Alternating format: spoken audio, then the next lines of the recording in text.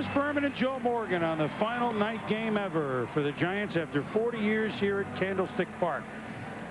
Bittersweet for all the Giants, including the two-time Manager of the Year, Johnny B. Baker from nearby Sacramento, California.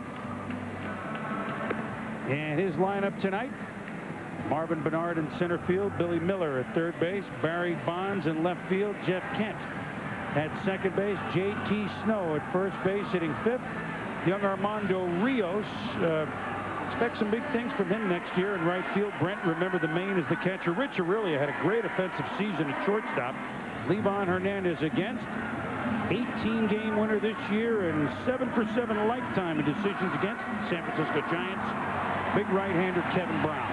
Well, Kevin Brown has had a good season, unlike the rest of the Dodgers staff. He has been consistent. Look at that, 246 innings pitched, only 204 hits. I mean, he has been everything that they wanted him to be, you know, coming here to Los Angeles. So anything that you look back on, you can't blame anything on Kevin Brown. Since July 20th, his last 11 decisions, 9-2 to get to that 18-8 mark. I'm wondering if he will have a chance at 20 wins. If he wins tonight, he will pitch the finale, which is big news to the Houston Astros. Dodgers finish in Houston for 3 very important games for the Stros. And Brown, if he wins tonight, will definitely go on Sunday. And you know what? If it meant something, he might go anyway, Joe. I think that's up in the air. And it looks like it's going to mean something with Houston, who beat the Reds tonight to now move back in a flat-footed tie for first in the Central, which means both Houston and the Reds remain a game and a half ahead of the Mets, who blasted the Braves tonight and maybe got out of their funk. That's elsewhere in the National League. The count is 2-1 to Marvin Bernard, and one thing we know about Brown is he works quickly, which certainly the fielders like. Well, and he also has a lot to work with. He has a good sinking fastball, a good straight fastball, and he throws a slider and a changeup on occasion. I mean, he just reached back after getting down 2-0 and threw 3 fastballs right by him. One out here. Let's go back to Billy Pito, Bay Area native himself. Billy, what do you have? From Palo Alto, California, the Reds and the Astros. It's Mark Lewis for the Reds. 1 out in the 9th. Cincy down 4-1. Lines out to Wagner. Throws to first. Double off the base. Doubles the base runner off. The two teams now tied for first, with the Mets a game and a half out in the wild card. All right, Billy, thank you. Boy, there's some big crowds at the Dome, Joe, which is good to see. As the Dome is closing down this week. Well, maybe not. They hope it'll be open for a few more weeks. I think some interesting parks closing down here. Of course, we had Tiger Stadium on Monday as Billy Miller fouls this one off. You know, Tiger Stadium, of course, with 88 years of memories. Everybody from Ty Cobb, Greenberg, all the way through. But a couple of parks that have been around a long time in the National League closing its doors in the regular season this week. This park and the Astrodome, and neither are the most beloved. I think that's safe to say. And you played in both. Yeah, yes, I did. I actually wish I would have played a few more games at Tiger Stadium. It was a great place for a left-handed hitter to hit. I only played a couple of games there. But I mean, the Dome and Candlestick, I wouldn't say that they were embraced. It's not like they're closing Wrigley and Fenway to most people. Yeah, but I actually love the Astrodome. You did? To be honest with you. I think it's a great place for fans. It was always comfortable in there for the fans, and it was comfortable for the player. I love it. Of all the domes, I thought it was the best. Well, it was the first. I give them the nod for I give any stadium the nod for being first. Here's the Dodger defense tonight. A couple changes. Counsell for Young. Devon White had 3 hits last night, including a home run. He's not in center tonight. Hollinsworth is in there.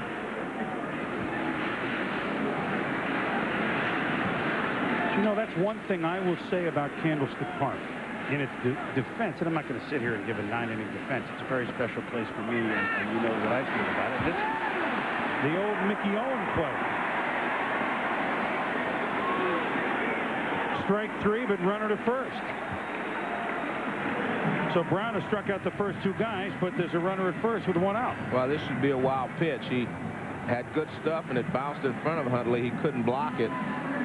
Bill Miller went after it, but now watch this pitch. It bounces in front of the plate. Well, Todd, you know, may have had a shot at that, but it bounces out there and gets away, and Miller goes to first base. And that'll bring up Barry Bonds. Bonds, 33 homers and 81 RBIs. Hitting just at 264. I mean, those are big power numbers for somebody that missed as much of the season as he did, hurt in the middle of April, and probably came back too soon, although he says, I'm back too soon, yes, but I had to come back because it's going to take a few weeks for the elbow to even be extended so that he could swing. So he said waiting another month wouldn't have made it better, Joe. He said though he was going to go through a 3-week period where he really couldn't extend his arm properly anyway, and there was nothing in the rehab department that would help that. By the way, you were right. It was a wild pitch. I've seen a few of those. Yeah. Well, I certainly, as your partner, after our discussion last week, want to tell anyone when you're right. You tried to bail me last week, and I wouldn't let you.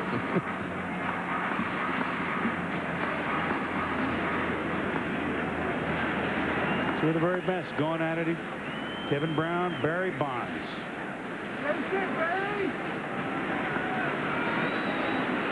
Barry, who, after the big ballyhooed contract by the new Giant ownership in '93, homered in his first game here in Candlestick against Atlanta. Career games at 3-com, including some numbers, of course, with the Pirates. Not bad. It goes back up there, and then he had what his father did here, and Bobby Bonds, one of the real fine San Francisco Giants, so they traded him away. The count is 3-1. You saw Barry's numbers, and we can put those up again for a moment. Barry's Candlestick numbers. And he had his father Bobby hit 100 and you saw 135, making 136.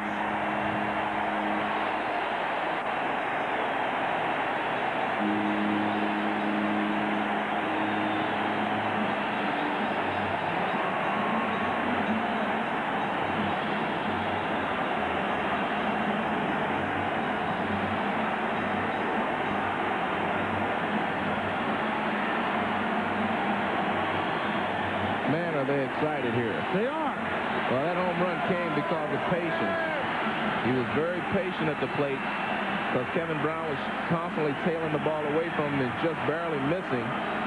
And Bonds was patient enough to wait and get one that he could hammer. The crowd is like, this game really means a lot. They just want to beat the Dodgers. Curtain call for Barry. 239 home runs for father and son Bonds as Giants here at Candlestick alone.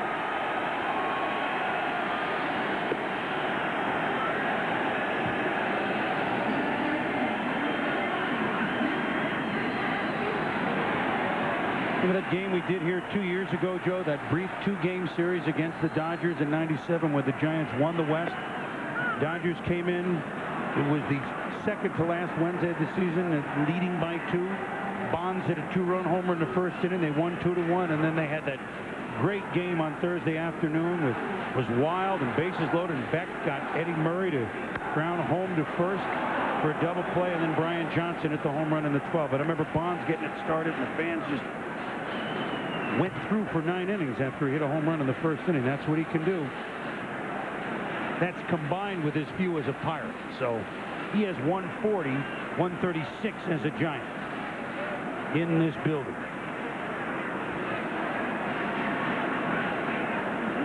0-2 pitch to Jeff Kent. Man, struck him out. That was nasty. But with a 3-1 count, Bonds gets a fastball, Miller to plate in, and he drives it. And he was waiting on it, and right there, I mean, he hits a home run, but he didn't even get all of it. It looked like that ball got in on him a little bit.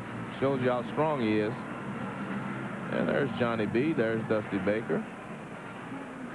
Well, the Giants really, since they knocked their heads against the wall, Joe, going 20-6 and losing a half game to Arizona in the standings, pretty much they ran out of gas. It's not like they didn't try, but the wins have been hard to come by, and you don't want to close out the season on pretty much a 2.5-week skid. So Baker is excited. J.T. Snow bounces. That's a foul ball. Well, they didn't call it until late. I know that. But the home plate umpire, Charlie Relaford, says it's a foul ball. So we're going with it. That's his story. He's sticking with it, bro. The sinker in, and I guess it hit him on his right foot. See, he still hasn't called it. He's still looking. He still hasn't called it. So I guess he finally decided it was a foul ball. Joe, we could have a little bit of baseball history here. Been done many times. Where Kevin Brown could strike out 4 in 1 inning. Never been done 5 times. Could strike out 4 this inning. Just a little slice.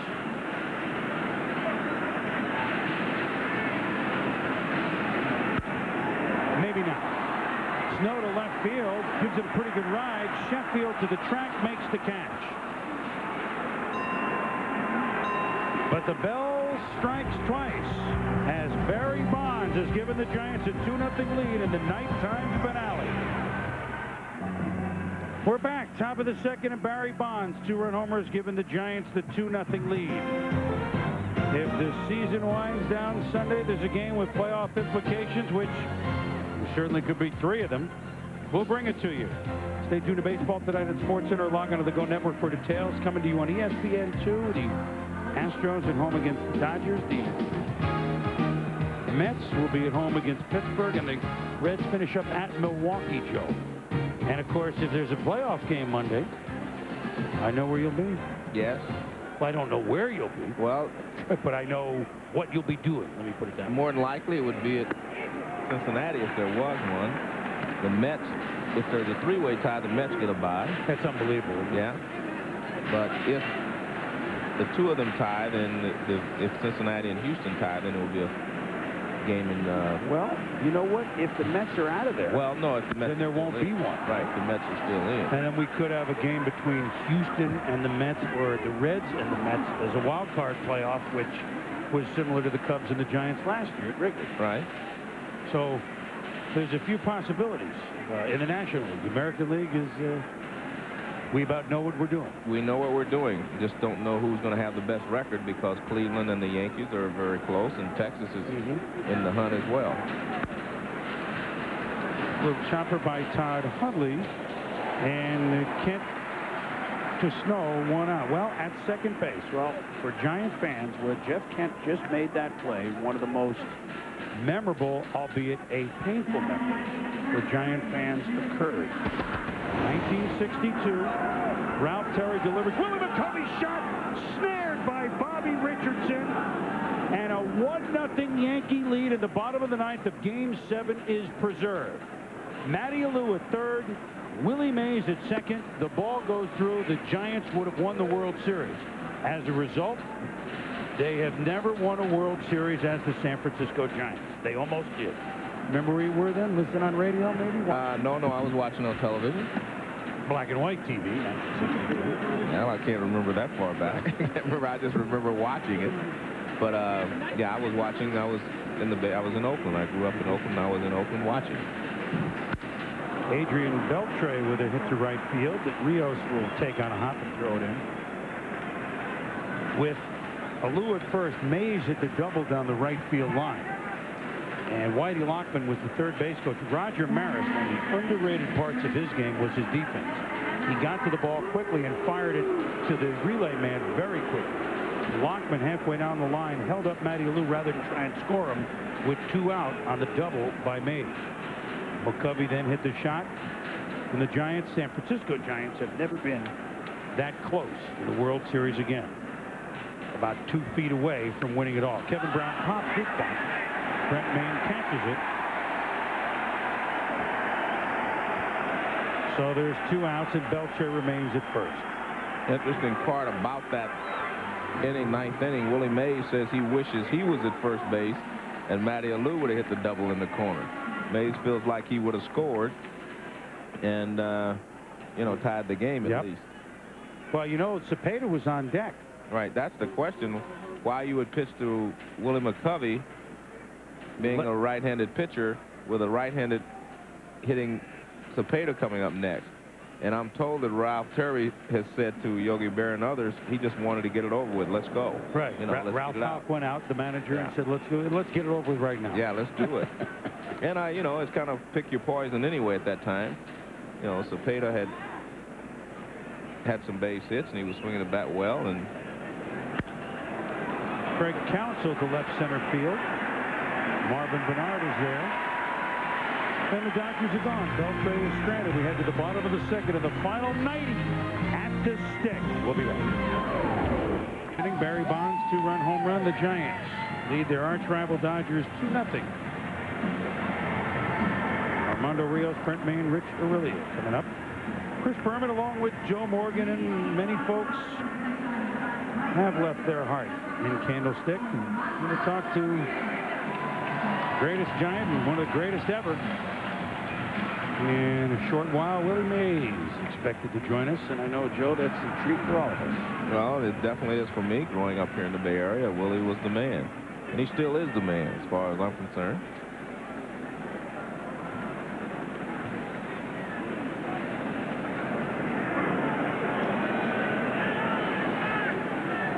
Kevin Brown, fastball up high to Armando Rios. Health issues in the family, then health issues himself this season, but he had a big-time spring training, Joe. I feel he can be an important member off the bench next year. That's part of the reason, not really the only reason, part of the reason why veteran outfielder Stan Javier was traded to Houston. Well, Rios was doing great, you know, until he was injured and he had to go, you know, on the disabled list. And he was really got some key hits for the Giants up until that time, and he went back to the minor leagues. Now he's back, and they expect him to be a guy that, as you said, is going to contribute a lot to this ball club next year.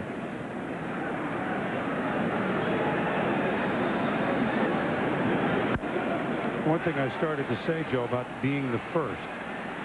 Candlestick gets a lot of bad raps, but one thing that I will always, and fans should always give it credit for, that when it was completed in 1960 and it opened, it was the first of the new ballparks. In other words, the park that you would drive to out of the city, suburban, although it is in the city limits. You park the cars. Another strikeout for Kevin Brown. That's 4 for him. And like of the new ballparks now, I give Camden Yards the nod. Not only is it great, it's the first of those. It's easy to take something that goes from 0 to 80% and then go from 80 to 100%, but it's a pretty park in the sunlight with the hills and on the water. The problem is that there's this wind. Yeah, but it was the first of its kind. And it's a beautiful ballpark. You're right. I mean, in the daytime when the wind is still and you get a chance to observe the ballpark, it's a beautiful ballpark. It didn't look like that when it opened. The stadium was not closed. When it opened up, it was 1960. The seating capacity was 42.5. Now up to 63. None of that was there. That was more for the 49ers. And so the winds, which Willie, I'm sure we'll talk about when he comes, just were whipping in from left field. It really could whip in from right field, although that usually wasn't the case. And the legendary winds, Joe, with the hot dog wrappers that would line up on the center field fence, the chain link fence there. They would be up like they were glued on, right? You remember that? Yeah, and I also remember Stu Miller almost being blown off the mound in the All-Star game. 1961. But this is, I mean, you know, this just hasn't contributed. I was looking for nasty tonight, Joe.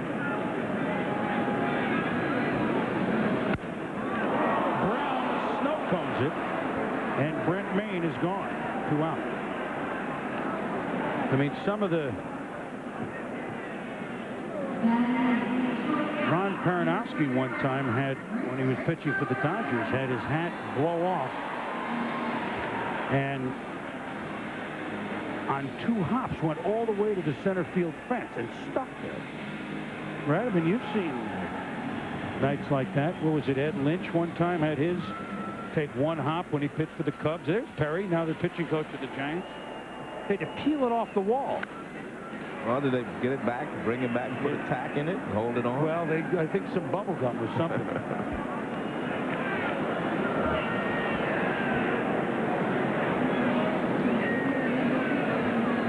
course, the wind was so bad here that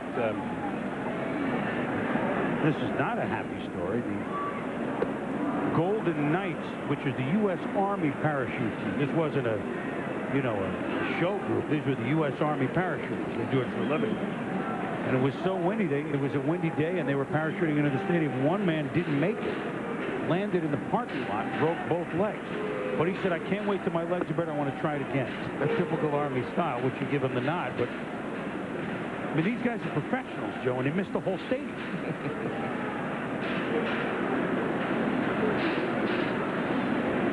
Yeah, maybe that'll be a new event for the X Games. We can still use Candlestick for parachuting in. This is fouled off by Rich Aurelio.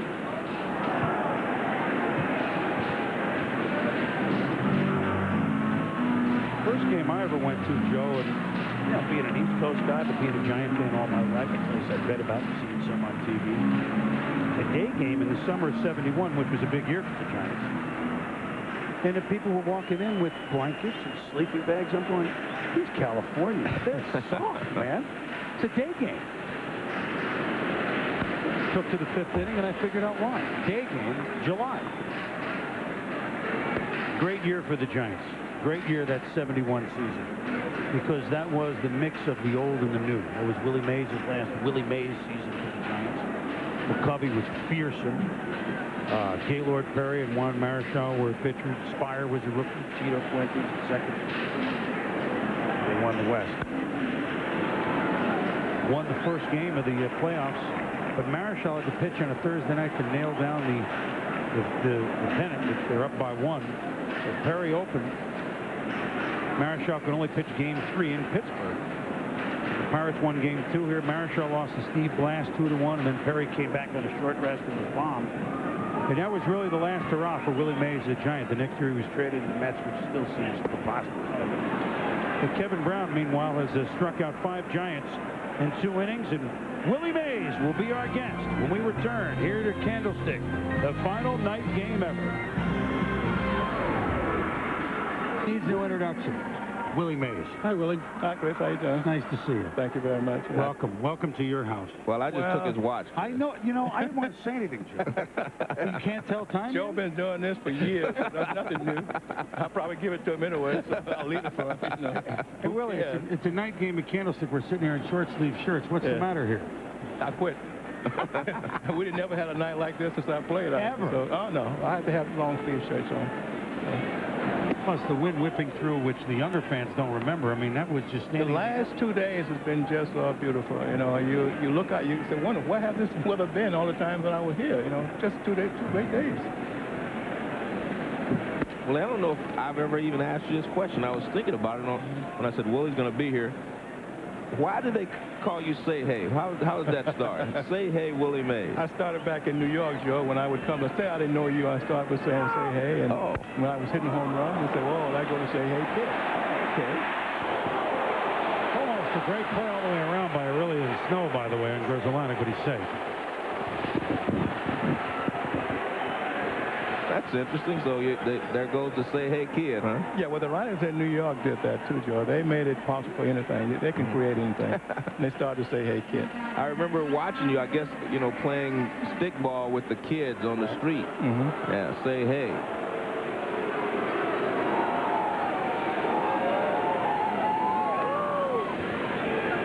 Went from a place in the Polo Grounds that was so huge to Little Seal Stadium for a couple of years. You wondered if you went back to the minor leagues almost, right? Well, you know what happened now, Chris, is that when I came to Seal Stadium, the center field wall was so close, I kept running into the fence out there. So I had to play shadow in order to not run into the fence. So a Polo Ground, 580. Mm-hmm. So I had to do all that adjusting coming from the Polo Ground to California. How were you able to adjust? The wind blew in from left field, and I know it cost you, 100 home runs your career just playing here, at least that. Mm-hmm. But you were able to adjust and hit the ball out to right center field. I mean, that's a big adjustment, I would think. Well, I don't think so, Joe. I could always do that when I was in the Polo Ground. Okay. I could inside the ball out without any problem.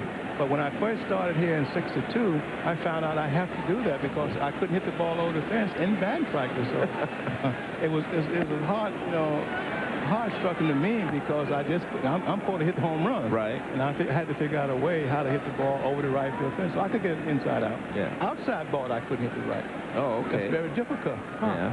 You know, the ball outside to hit the right field, you hit it low but not high. You couldn't drive it. That's correct. How about the Wynn Playing Center? I mean, that was routine balls were not routine. Yes, it was to me. I never had a problem out there. I'm not implying you had a problem. Well, you said me. I was trying to figure out it was me.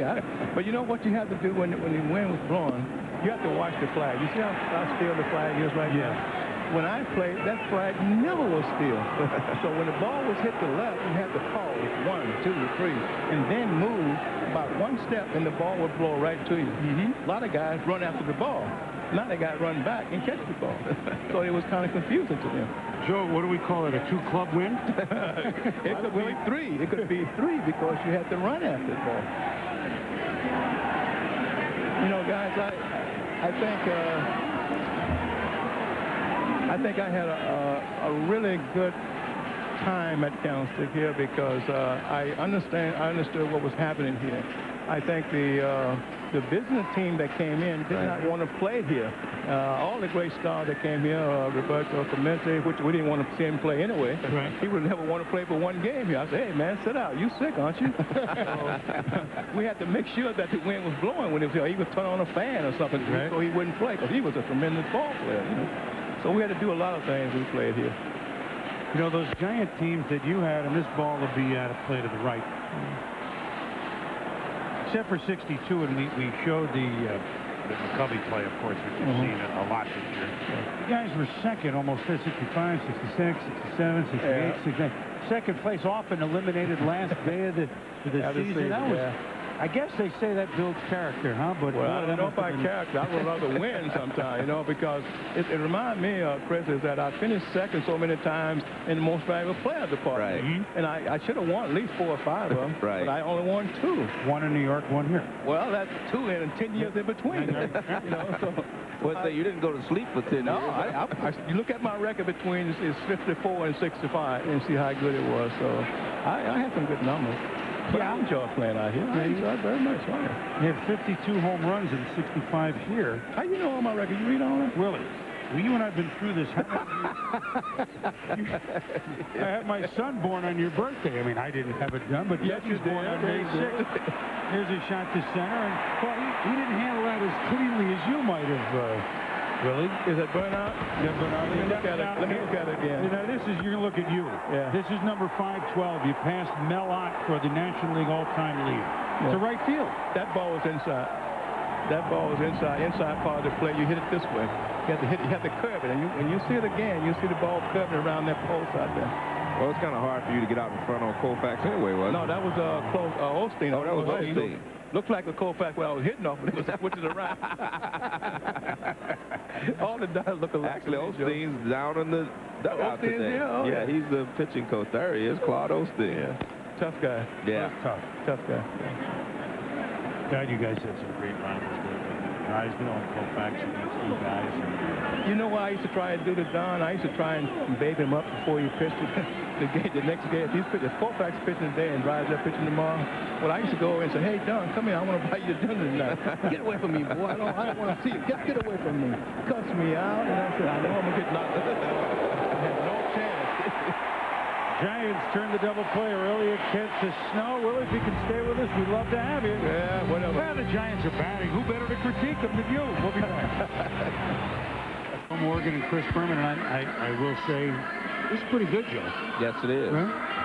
Anytime for you, Will? I enjoyed the night. I've enjoyed it for the last, I would say last week, because I got all the guys back that I played with. It's just been fun week for myself. Yeah, it was great to have McCovey come out yesterday and present the winning. Well, I talked to Mac. He just doesn't want to come out when he's played in a little bit. And I understand, because I know I wouldn't want to come, because I was sick for about a whole year. I didn't even want to come to the ballpark. So Mac and I talk a lot, and I understand what he's going through, and hopefully that he can get himself back together and come to spring training. We miss him. Well, the fact that he was out here, I guess that had to be good tonic for him yesterday. I wasn't here, but a lot of people told me he had a big smile on his face. Oh, and he was having you fun. know, Mac don't smile. Yeah, that's what I mean. Exactly. They said he was having a good time. If he's having a good time smiling, let him just get him back. Right. Yvonne Hernandez to Kevin Brown, and there will be one out here in the third inning. Willie had 660 home runs, and I don't want to put you in the position, but even Aaron said it, and certainly McCovey said it, that the wind doesn't come blowing in from left field, that maybe 800 would have been possible. Do you ever wonder what the number would have been had Candlestick been different, or had you not played? You know what I look at, Chris? I got 660. I'm third on the list of all the ball players. That is a tremendous number. I don't even want to think about 800 or 700. That's what I'll take, and that's what I got. Yeah. I agree. I might have had 10 more home runs a year if I had this kind of weather. But who can you think of? You can't think about nothing like that. Enjoy what you did and let the fans enjoy what you did and let it close. Yeah. There was one game I remember, at least I read about, Pete Rose was playing left field for the Reds. And Joe, you probably, I imagine, I'm not sure because Pete came up as a left fielder, so it might have been right before you got there, but you drilled one to left, and Rose did what we'll call the Yaz. Yastrzemski sometimes would just even stay down in the crouch when you knew it was gone. And he didn't move. And then after about 8 seconds, he got up out of the crouch, and he made a catch and straight away left field. He didn't even think the ball was... When we first came here, the ball, if I hit a high fly ball like that, the ball would get up there and just drop straight down. Now, if you stay with the ball, you have a good chance of catching that ball. Right. Easy, but not in right. It does the opposite in right. What is your, there's Billy Miller with the base hit. Do you have one or two moments that stand out above anything else for you in this park, Willie? When I played ball, Chris, I played for the other 9 guys or the 8 guys in the field. I didn't play for me. I knew what I was going to do. When I left the ballpark and those 8 guys had a good time, that was a good time for me. That's the right way to say it. I had a good time because I knew what I could do, but I didn't know what the other 8 guys could do. But you understand what I'm saying? Yeah. Sometimes you have to put yourself in a position to make sure that the club plays together, not individuals. Speaking of guys that you knew when they were real young, you knew Barry when what? He was 1, 2, 3 years old? Barry was 5. Barry was 5? Stayed in my locker. We went on the field. He came from a baseball family, so we tried to sign him for about $120,000. I said to him, you have to go to college. I didn't have a chance to go. You go to school, and I guarantee your life will be better. And that's exactly what he did. Well, you're his godfather, so good advice from your godfather. You know, today you can say anything you want. These kids gonna know what they want. You know that, but he's coming around though. He's coming around pretty good.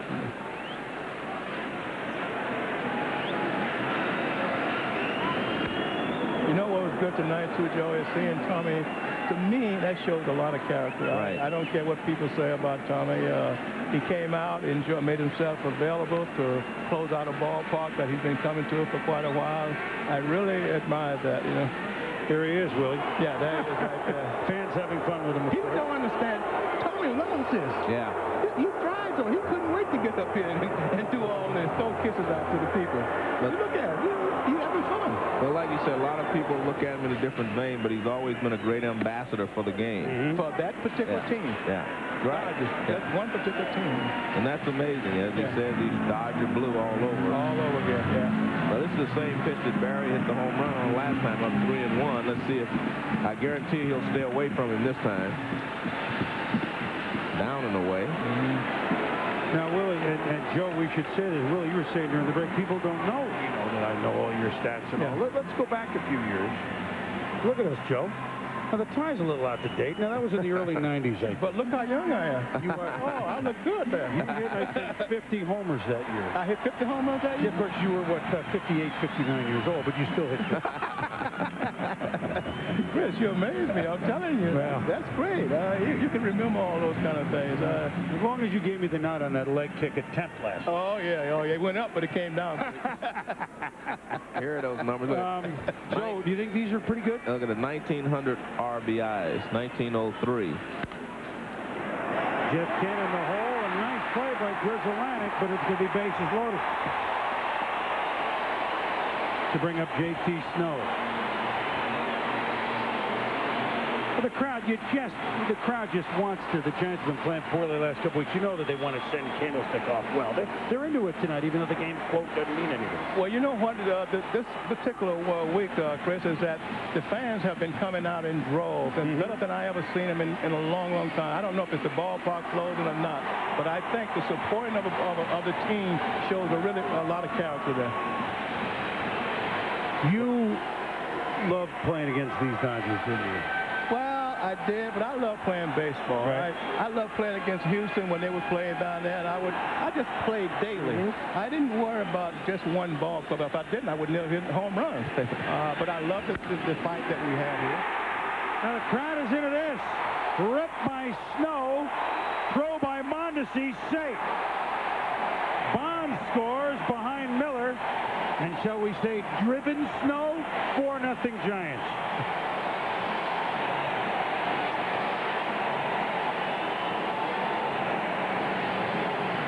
All this with 2 outs, Joe. Well, this is something that Kevin Brown normally closes out when he gets 2 outs in an inning, but he walked Barry. Jeff Kent hit one in the hole, and Kent needs 2 RBIs for 100. He has 98, and a good play at shortstop kept him from getting one more there. There you see Davy Johnson. He's probably wondering what's happening here, simply because Kevin Brown has been so dominant the last few weeks.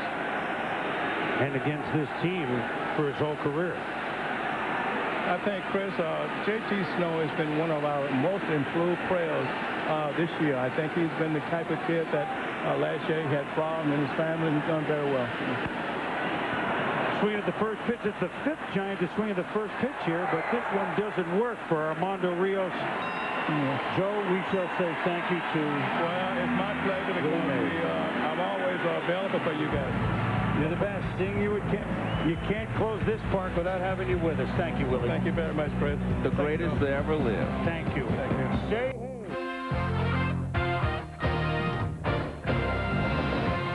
ESPN Wednesday Night Baseball is brought to you by Gateway. Call 1-800-GATEWAY and connect with us.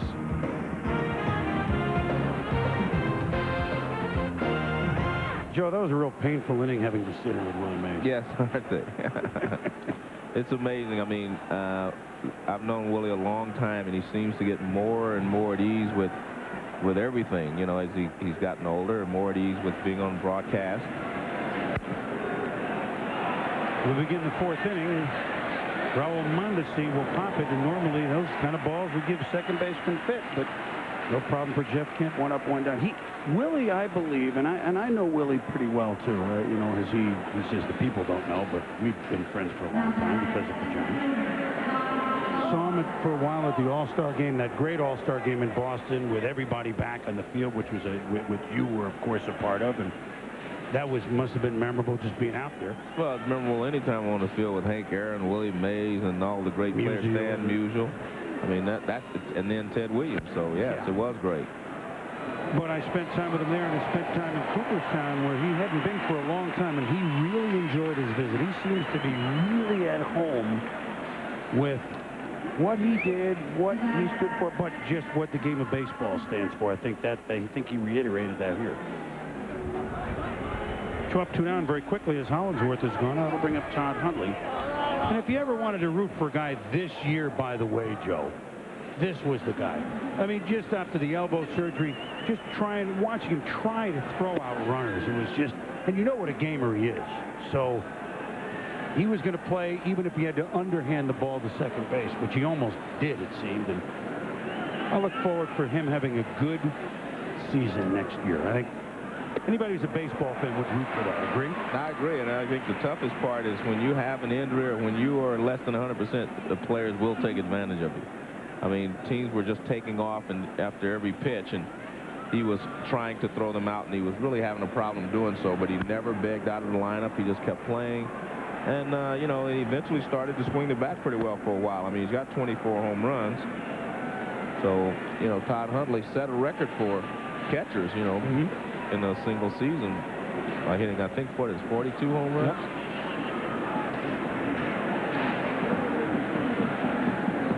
Yep. 41 home runs in '96. That's more than Campy or even Johnny Bench. Yep. Johnny Bench hit 45 one year, but he wasn't all that's when he was catching. A couple were pinch hit home runs, and a couple I think he was playing third base. There's a big curveball that throws. Hey, Joe, they thrown it down to third base. They didn't even know there were 3 outs. Well, let's clue everyone in. 3 up, 3 down. 4-0 Giants.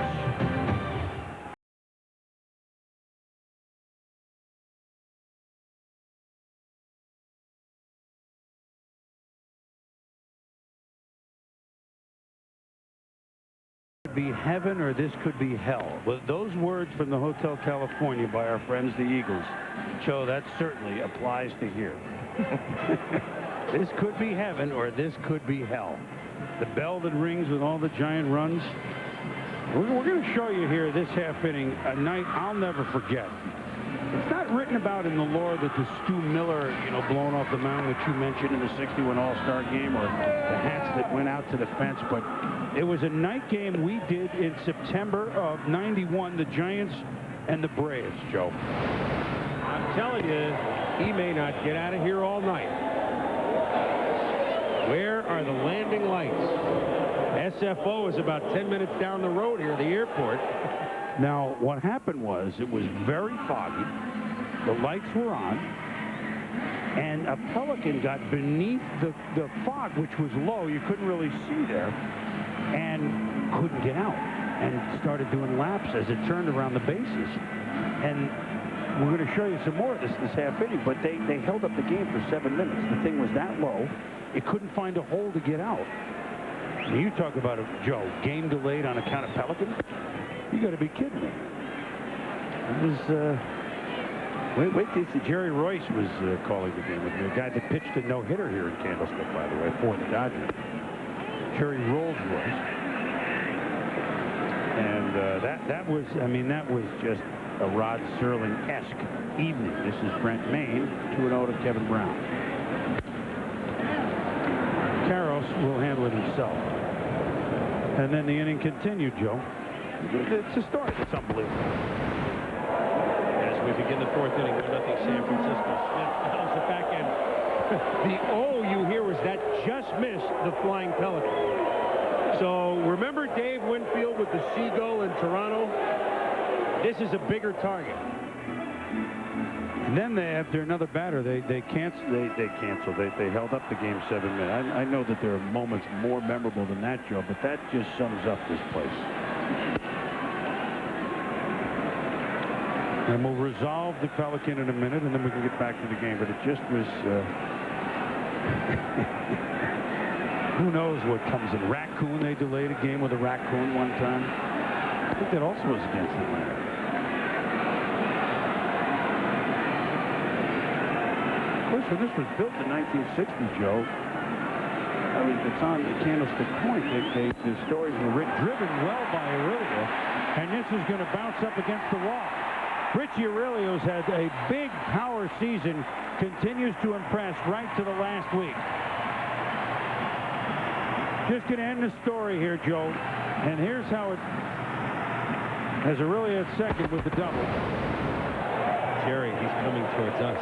Look at how low he goes here. How about the only area that he's missed flying over? He is going around the field, looking for a place to land.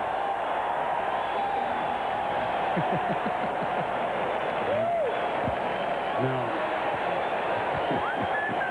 he just missed Will Clark, by the way. And I'm not telling you doing what. At any rate, the Pelican finally found an opening, and we could continue the game. That was a night that sums up Candlestick for me. To this game for a minute, Rich Aurelio has had a real nice offensive season for San Francisco, Joe. Well, he's had some power numbers. I mean, 21 home runs. 70, close to 80 RBIs. 76. Yeah. Fielded pretty well. When he came up, he was a real good glove. He's tired. I mean, he's a gamer, though. I really, the Giants who do not have power at third base with Miller or behind the plate, although they got a good season out of Maine and Service and Mirabelli for what they're paying and what they expected. those are power positions, and short is not. But they made up for some of the deficiencies at shortstop with, for power with Aurelio.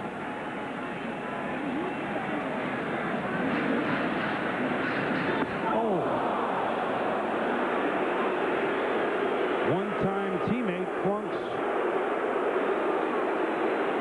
his opposite. Kevin Brown and Livan Hernandez, teammates on the 97 champion Marlins. Brown hits him. Well, Davey Johnson running out saying he didn't hit him.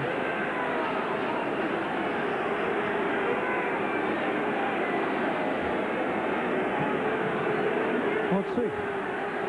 Davey Johnson is saying he hit the bat the way he's smiling.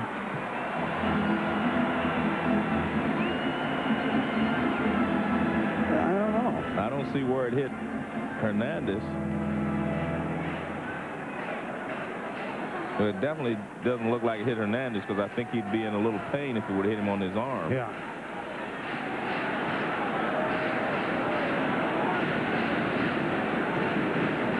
Well, he struggles with the jacket. The top of the order, Marvin Bernard is up.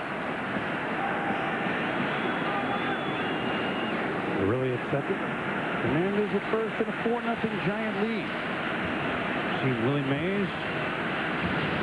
So Orlando Cepeda, we may get a visit from him tonight. Tommy may come by and sort of. Robbie Thompson's here. Former owner of the Giants, Bob Lurie. Former manager Roger Craig. I visited with them downstairs, Joe. On it goes. Juan Marichal is flying in from Taiwan, I believe. He's on the cabinet of the, he's the sports minister of the Dominican Republic. He's coming in with the president of the Dominican Republic to be here tomorrow. He's nip and tuck getting here in time for any of tonight's festivities. But I don't have my OAG for the Taiwan to San Francisco joke.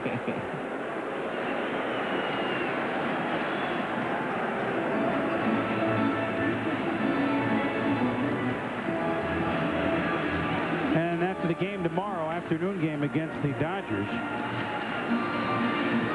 which Sean Estes will pitch for San Francisco, they're going to have as many of the, they announced the 60s, the 70s, the 80s, and the 90s teams of the decade for the Giants. And as many, most of those players will be here. Obviously, those that are playing elsewhere are not. But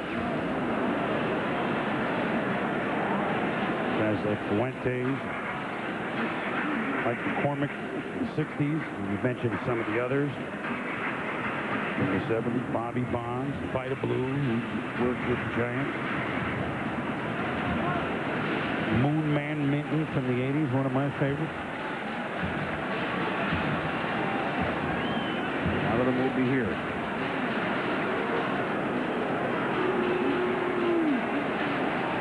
About an hour festivities after the game, and then that'll be it. Seems odd. 40 years, huh? Well, it's been here a long time. 40 years is a long time.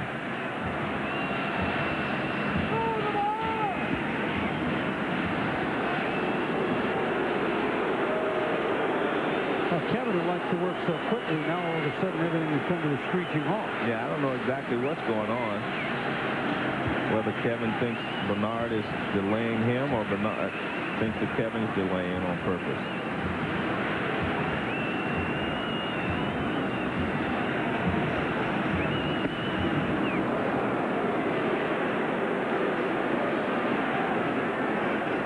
Joined us late. Barry Bonds, a 2-run homer in the first. J.T. Snow, a 2-run double in the third. Against the man they have never beaten as a franchise. The Giants. Brown 7-0 against the Giants lifetime, but maybe the silver lining in what's not been a great September for San Francisco, they can finally get off the schneid here.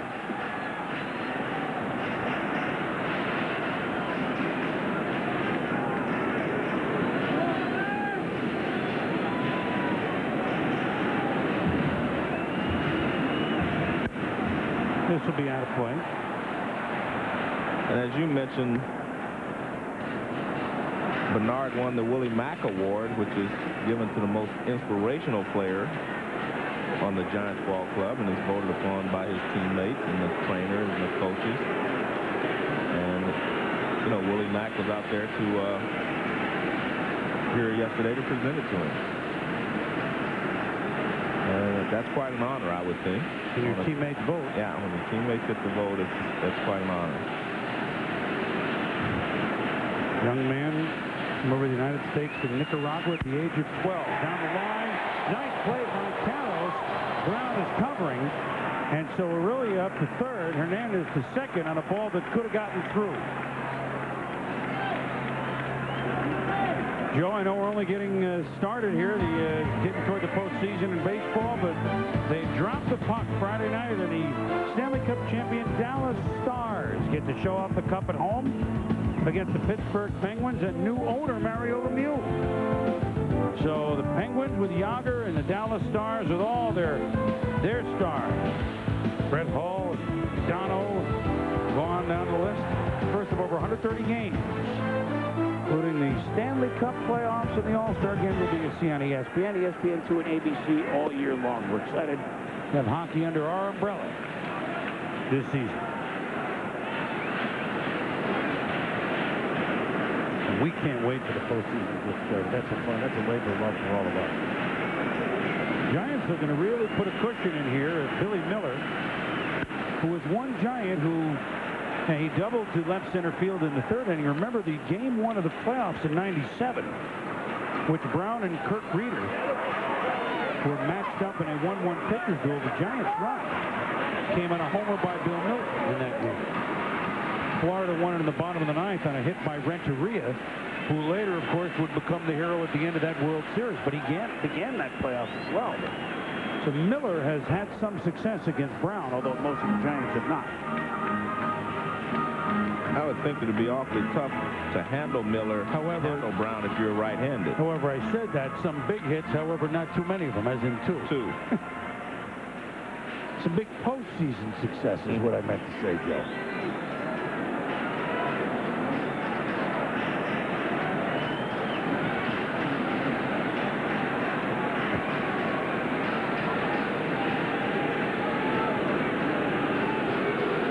All of a sudden, Joe, this is not a Kevin Brown type inning. Well, I don't know exactly what's going on, except maybe they looked at Livan Hernandez at second base and figure he may be stealing signs. So they want to make sure that if they're going to use an indicator or change their signs, that they don't get crossed up here with the bases loaded, because a wild pitch or a fast ball obviously would allow a run to score.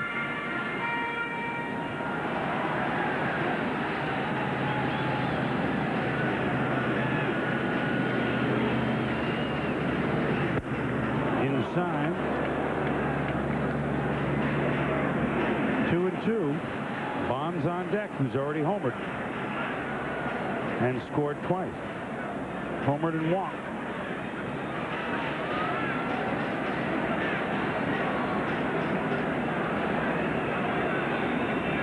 Can you imagine the crowds for these three games had this been a pennant situation with the Giants still in it against Arizona?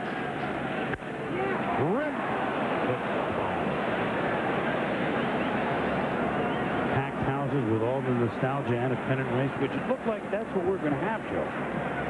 I got to give my hats off to Arizona. They're champions of the NL West. They haven't quit since they clinched in here Friday either. I mean, they're just roaring. Well, they came in and they beat the Giants 3 in a row here at Candlestick Park.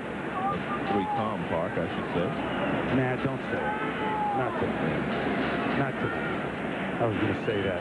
We appreciate that 3-Com has helped everything they've done, and their name is on the park because they made some improvements. But you know what, tonight, sorry. The way it is. Miller, and this one will curve foul after Sheffield gives it a run.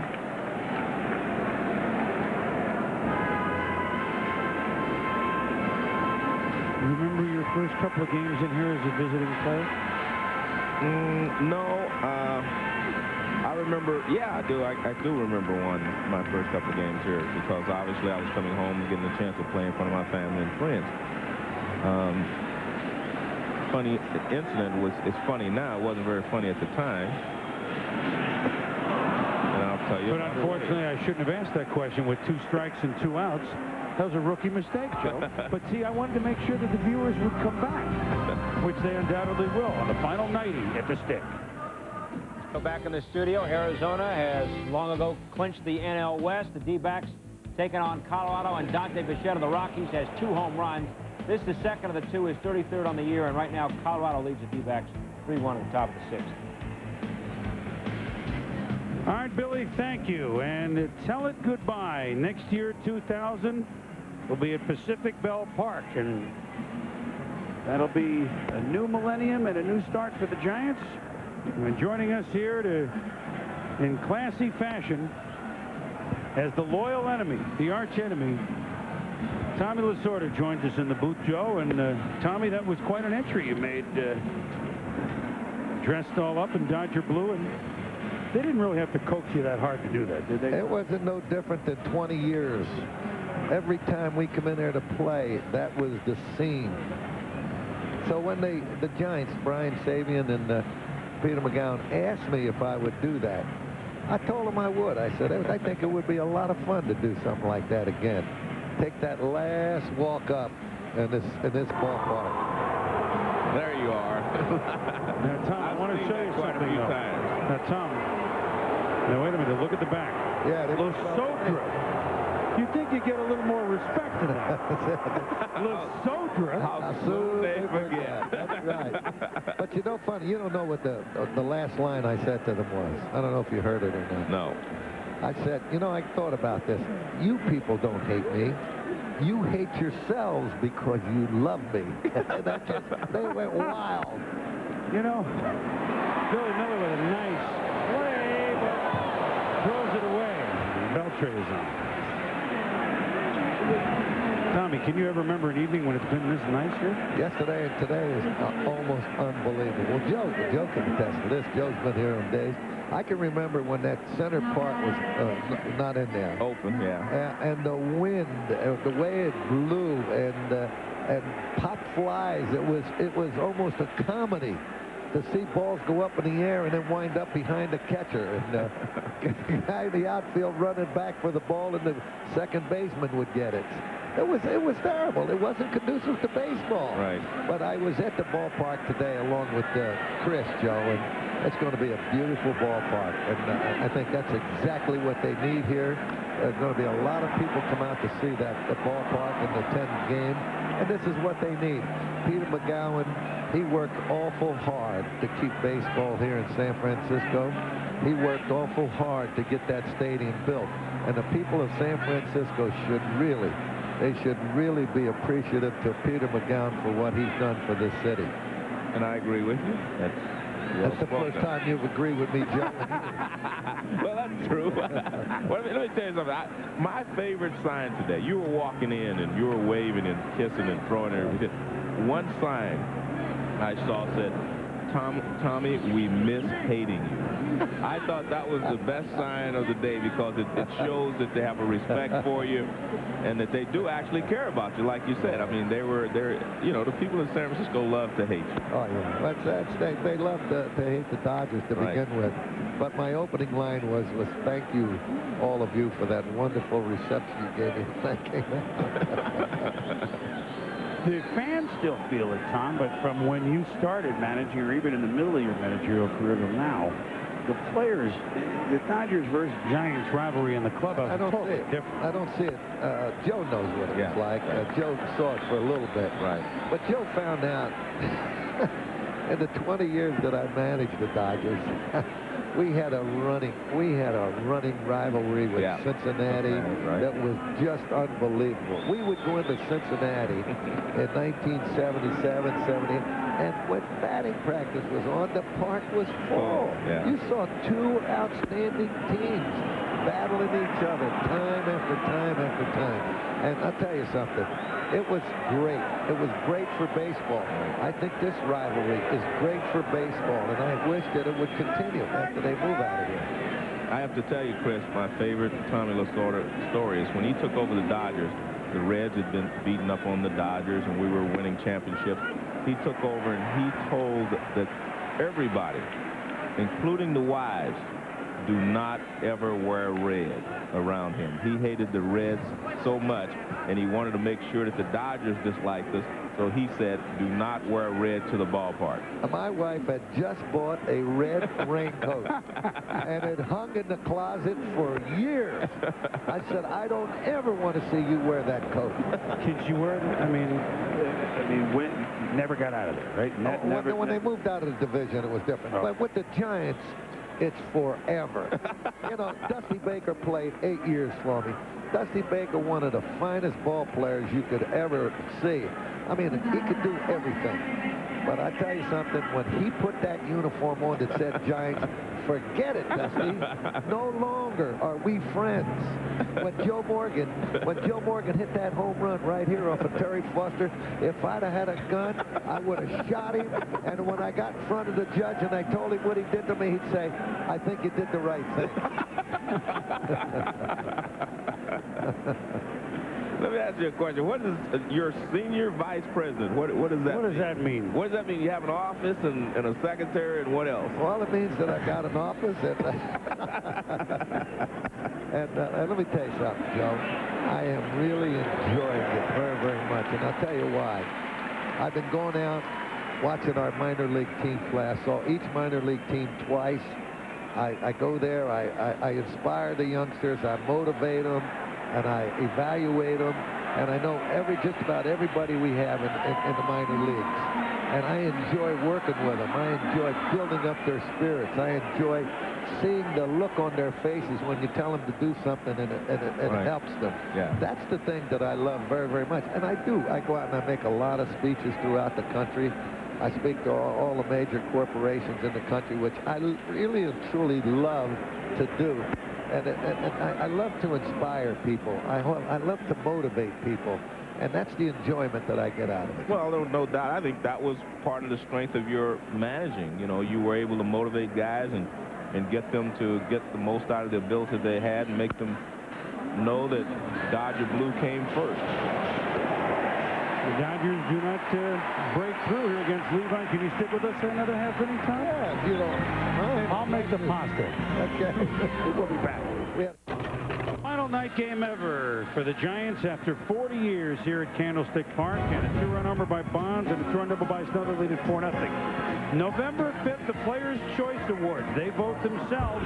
The award show where players recognize the best in the game, all sorts of categories: outstanding pitchers, outstanding players in each league, player of the decade for the 1990s. That's Friday night, November 5th, 8:30 Eastern on ESPN from Las Vegas. Joe, you'll join me there. We've had a good time the last couple of years. And one of the men who is in the balloting for player of the decade is at the plate. Barry Bonds, Junior Griffey, Greg Maddux. Those are the finalists for player of the decade, and that's a tough choice right there, guys, isn't it? Good.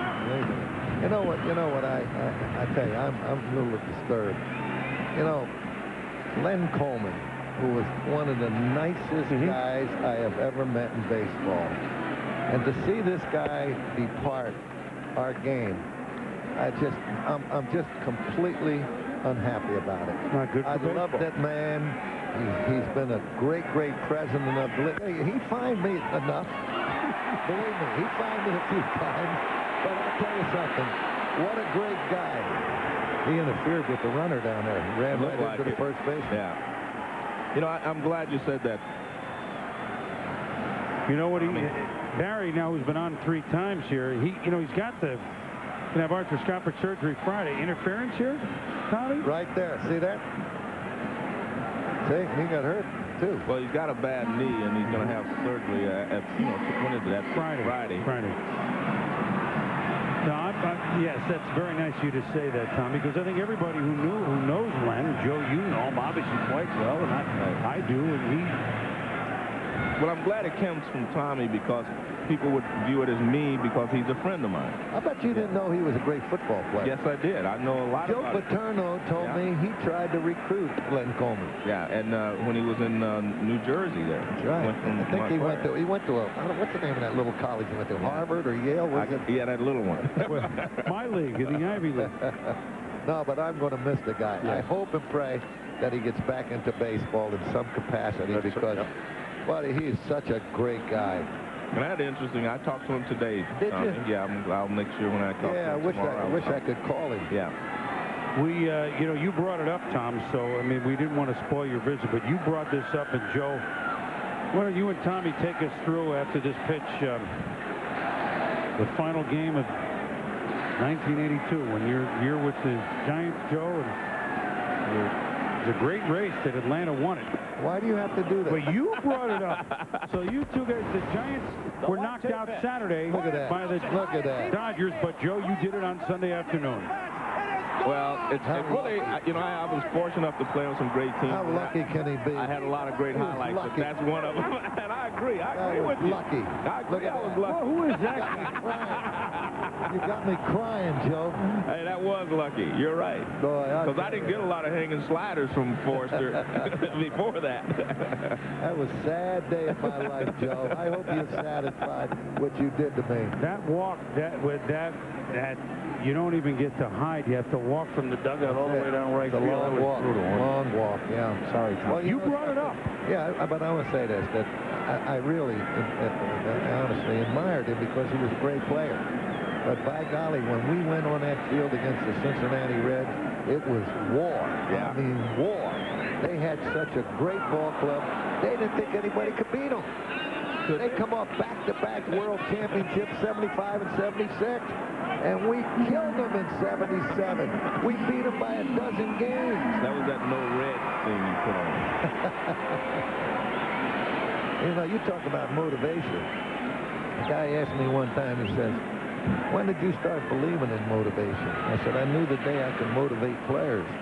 I was managing Spokane in the Pacific Coast League, and we had Tucson beat 3-2 going into the bottom of the 8th inning. The bases loaded, and I had a little left-hand pitcher named Bobby O'Brien on the mound. And I went out to him. I said, I got to get him fired up. I said, Bobby, if the heavens could come apart and you could hear the voice of the big Dodger in the sky talking to you, and he says to you, Bobby, this is the last hitter you're going to face on earth, and you're going to die and come to heaven with me. I said, son, how would you like to go facing the Lord? Giving up a base hit or getting this guy out? He said, Skipper, I want to go facing the Lord, getting this guy out. I said, then how do you know when you make that next pitch that you're not going to die? And if you are going to die, son, I want you to die getting this guy out. So I ran back to the dugout. He threw the ball. The guy got a base hit. 2 runs scored, and they went ahead 4-3. Now I got to go take him out. And I said, you know, where did I fail this guy? I knew I had it. So I got out to the mound, and I said, Bobby, what happened? And he looked at me. I swear to God, he looked at me, and he said, Skipper, you had me so afraid of dying, I couldn't concentrate on that hitter. So I thought if I can get them to believe they're going to die, I certainly can get them to believe that they can play. Ripped by Snow, but Council will start the double play. Well, you used to feel, Joe, you were a church fielder on your knees all the time. Tommy, thanks for coming back. Hey, I enjoy it, Chris. See you, buddy. All right, you're a Hall of Famer like this guy. He even made me like the Dodgers, this man, Tommy Lasorda. We'll be back. Hey, you better say. Top of the 6th inning. This has been some fun. Tommy Lasorda, Willie Mays in the booth, Joe. I mean, you know, fun for the fans. There's that crazy crab, the mascot, the mascot in 1984. No wonder they were a terrible team. I mean, I got to say, I don't know if they served him up on Fisherman's Wharf or not.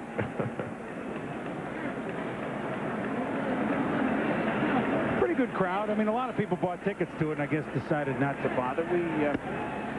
We're enjoying ourselves. Chris Berman, Joe Morgan, the final night game in the history of Candlestick Park. Over 53 million people have come in here, Joe, to watch baseball. Pretty good number. Yep.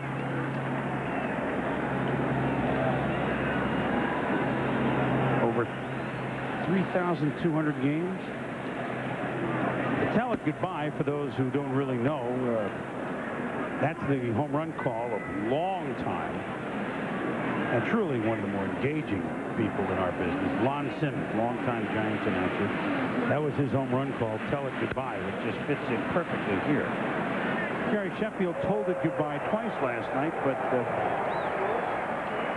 could not put this one out, and there's one out in the 6th inning. A pretty good job by LeBron Hernandez, except for that little lapse that he had in the first. Here they are, their record at Candlestick, which is, you know, home field advantage, which you talked about, Joe.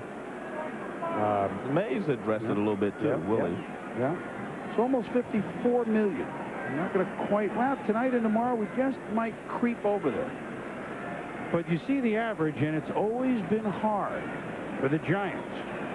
And this one is long enough, but it's going to be fouled by Arcaros. My thought on this, on the Bay Area, is it is a market for 1 2/3 teams, not 1.5. No, hear me out. I think you agree with me. Not 1.5. Okay. But it's almost impossible for both teams to have good, and they're never going to have 3 million, although the new park they might, they hope. But for both the A's and the Giants to have good attendance seasons. When the A's were winning in the 70s, one of the years they drew less than 1 million, Joe, when they were the world champs. And then the Giants wouldn't draw, and the A's would draw when La Russa and those guys did that. The Giants would down. Actually, they both were up for a while, but it's very hard for both teams to have 2 million fans a season. Very hard. But I tell you what, the new park, which Tommy mentioned, and I don't know if you've had a chance to go in there. You know where it is. No, I've passed it. I haven't been inside. Which will seat a little under 41,000, which is a nice number for baseball, Joe. Well, it allows the crowd to be a little more intimate with the players because they'll be closer and not as spread out in such a huge stadium. I think 40,000 is a very good number. Yes. You get 25, and it'll seem like a full. Base hit, Pants Kent. We had a tour today with the managing general partner of the Giants, Peter McGowan. Tommy and a few of us went along. People that sit in the stands will be able to see the waterfront. You've got Sailboat Marina over the left field bleachers. Beautiful. And you've got what we are calling McCovey Cove area in right field. Home runs can go over our right field wall and land into the bay. You can take a ferry to our ballpark. Tommy, that your yacht out there? Look at that. No, mine's that one up there. Yeah. That's mine right there. That's Tommy's yacht. Plus the Hotel California palm trees. That's there you key. Go. And so what we're going to do, we're going to make this walkway here sort of like Fisherman's Wharf, with a lot of vendors out there selling crab meat and sourdough bread and white wine and whatever else you can buy in Fisherman's Wharf. And that was fair territory right down the line, Joe, in right field, where a ball, the right field line is 308, okay? The wall is 24 feet high. Then there's about 30 feet. There's a few rows of stands there, which is a really nice view of the city, too. And then just about 30 feet behind it over the walkway, if you hit a ball straight up and it came straight down, it would only be about 375 to get in the water. Of course, you don't hit it at that angle. It would have to go about 400. They're going to have dogs there retrieve the ball because they realize baseball's float, which is something no one ever knew before. And this is past a diving Bill Miller. Mondesi to the corner. Bonds, it kind of hangs up there. And the Dodgers are on the board. Carroll's being waved around. That ball just kind of almost looked like it hit some gum or something down there, Joe. It never came out. So Carroll scores on Mondesi's double, and the Dodgers have cut it to 4-1. Well, Mondesi got a breaking ball that looked like it was a hanger, and he rips it down the line. You see Miller way off the line, and it goes in the corner. Let's see what happens down here, because it appeared to me that they were not going to be able to score. Carroll's, who doesn't run that well, but you can see Bonds had to go in and get it instead of it bouncing out to him. Slip throwing too, although Carroll's are being waved at that point. Barry was Ginger over in the corner with the knee. I mean, he had a collision with Carroll's and it's Ginger anyway. He didn't go charging in there and understanding his zone. The Dodgers have broken through here in the sixth, and Todd Hollandsworth is up 0-2. How about hitting a home run into the bay, though, Joe? Well, it sounds great.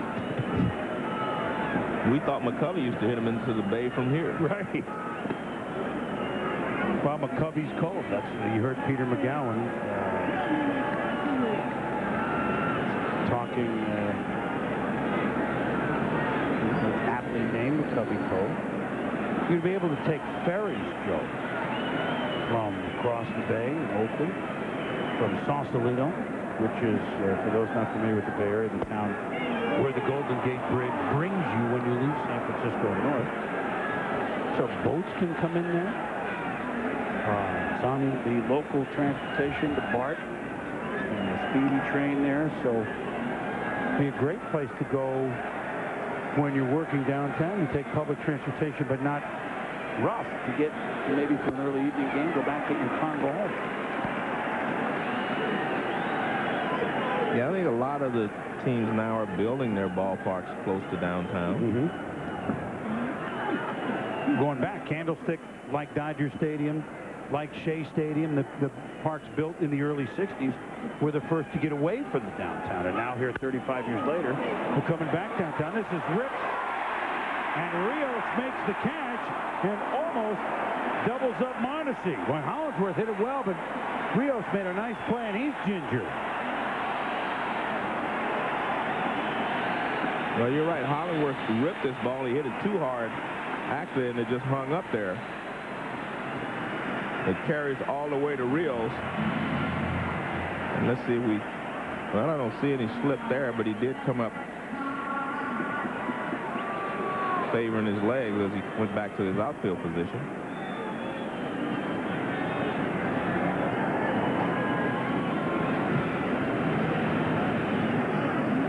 Two outs for Todd Huntley.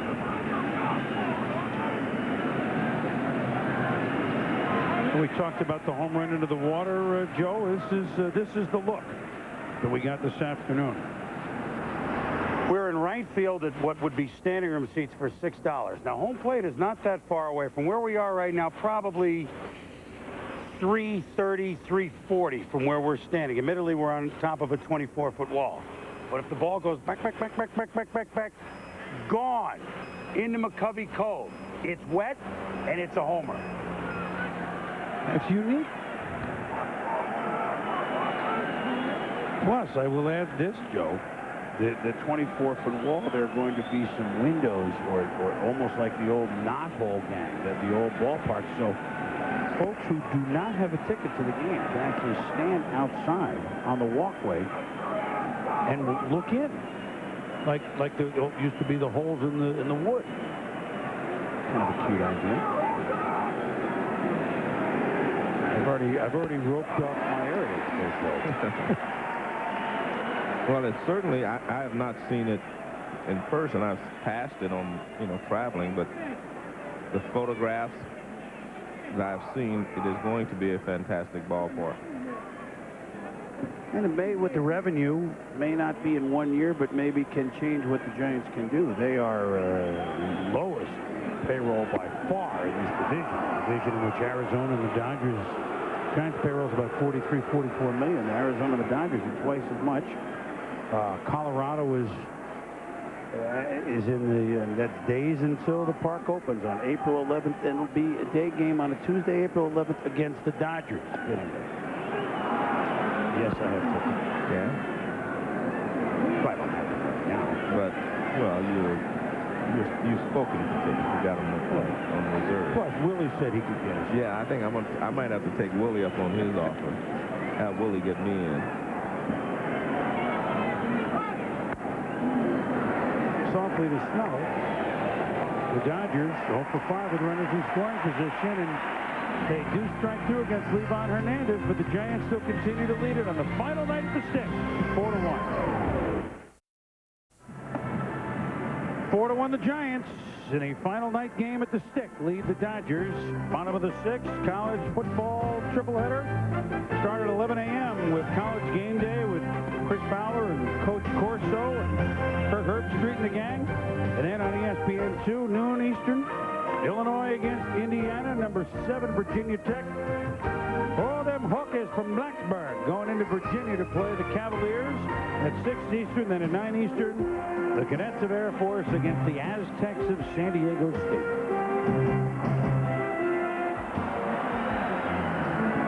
Before we move on, all of us here on our Wednesday night baseball crew, East, West Coast, and everybody at ESPN, Wish a speedy recovery to one of our great friends, our producer, Jay Cutlow, had to undergo, Joe, some stomach surgery that was pretty serious. We understand everything went great. I don't know whether Jay is alert enough this evening to be watching us down in San Diego, but if he is, we miss you, and we're glad that everything went well. We're thinking about you up here at the Stick. You do the right thing. You don't worry about the playoffs or anything. You just get yourself healthy and feel better. And, that goes for everybody, from everybody on camera and audio, tape. All of us up here in the booth. We miss you, big guy. Schmutzy. Had to use a schmutz rag in San Francisco, which I'm sure Jay is shocked at. Base hit by Rios. And as you say, we're going to miss him during the playoffs. Yeah, big time, big time. But he'll be watching because he loves his baseball. And we worked together 10 years. We did that Pelican game together. So did our producer, Jeff Kibler. We all were together for this.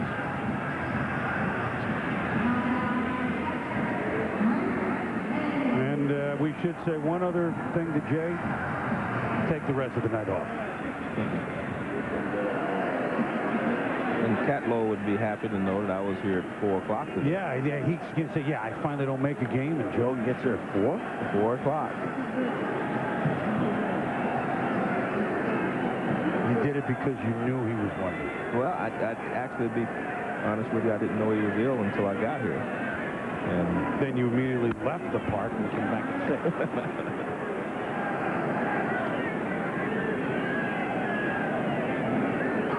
Dusty Baker from Sacramento driving here to the Giants game. Giants fan as well. Of course, it killed him when he played for the Dodgers. Not really. I mean, he had a great career with the Dodgers, which is not the only place he played. He came up with Atlanta, but that's where Dusty made his mark and played for Tommy Lasorda.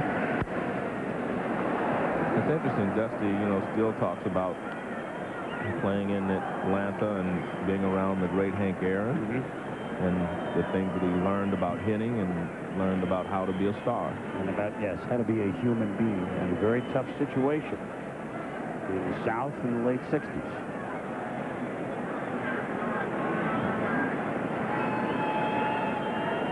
There's so many memories of Candlestick, but putting a lot of them on the board, it was something that I'd written down anyway. The game in July of '63. Dusty gives the sign, and here is the sign. Home of the Giants, 40 years. But the game that Juan Marichal and Warren Spahn in his 40s, Joe, hooked up on July 2nd, and they went scoreless into the 16th inning. Now, you go scoreless into the 16th inning now, you're 6 pitchers aside, right? These guys pitched all the way, they went the route. And Marichal put up his 16th goose egg in the 16th inning. And then Willie Mays hit a home run off Spahn in the bottom of the 16th to win it. And Marichal, they asked him, you ever think to come out? He said, Warren Spahn is 42 years old throwing goose eggs. I can't come out. No way. We were in Boston for the All-Star game, and they were really teasing each other about that. And Warren was getting all over Hank Aaron. He says, well, Willie Mays hit a home run. Why couldn't you hit one for me sooner? Warren Spahn, the most wins of any lefty. He had an amazing career. He is, in my opinion, the most underrated pitcher of all time. Even though he's rated very highly, I think, it was just amazing what he accomplished. And I'm going to say something that you're going to think is crazy until you think about it.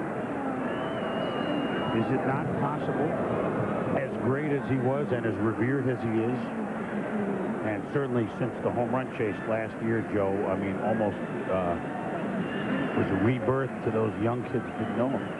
I thought Hank Aaron was taken for granted in some way. Yeah, I don't think there's any doubt. He was underrated. He still has never gotten, in my opinion, his just due for what he accomplished. There goes Rios. Hundley's throw. You know what? That's very good to see. Todd Hundley with a pretty good throw. It was a little low, but just that he could snap one off, and the difference between April and September, Joe, for Todd Hundley behind the plate. I think it was a very good throw. Let's take a look. He got a pretty good jump. Yes, he did. Huntley comes up, gets rid of the ball, and it's right on the money. It is. I thought it right took there. Short hop. Hey, he got him out, didn't he? Yeah. I mean, it was a good throw. Yeah, short up. Good play there. There's Zelonic. But Aaron was... I mean, people don't know how good a fielder he was. Base runner. Right? And Dusty, you're right. He talks about Henry Aaron all the time. What he did for him as a man and a ball player. In that order. The chopper by Aurelia backing up and never getting a hold of it is Beltray. And the bats were in the Beltray on that one, Joe. Well, he made the mistake of, he started in, he should have continued to come in, then he tried to back up on it. And that ugly hop. Watch, he starts in right there, just continue, but he tries to stop. Now it just eats him up. And that was a tough play, actually, the way it appears. So that ball jumps at him, actually gets it in his bare hand, so it wasn't as easy a play as it appeared.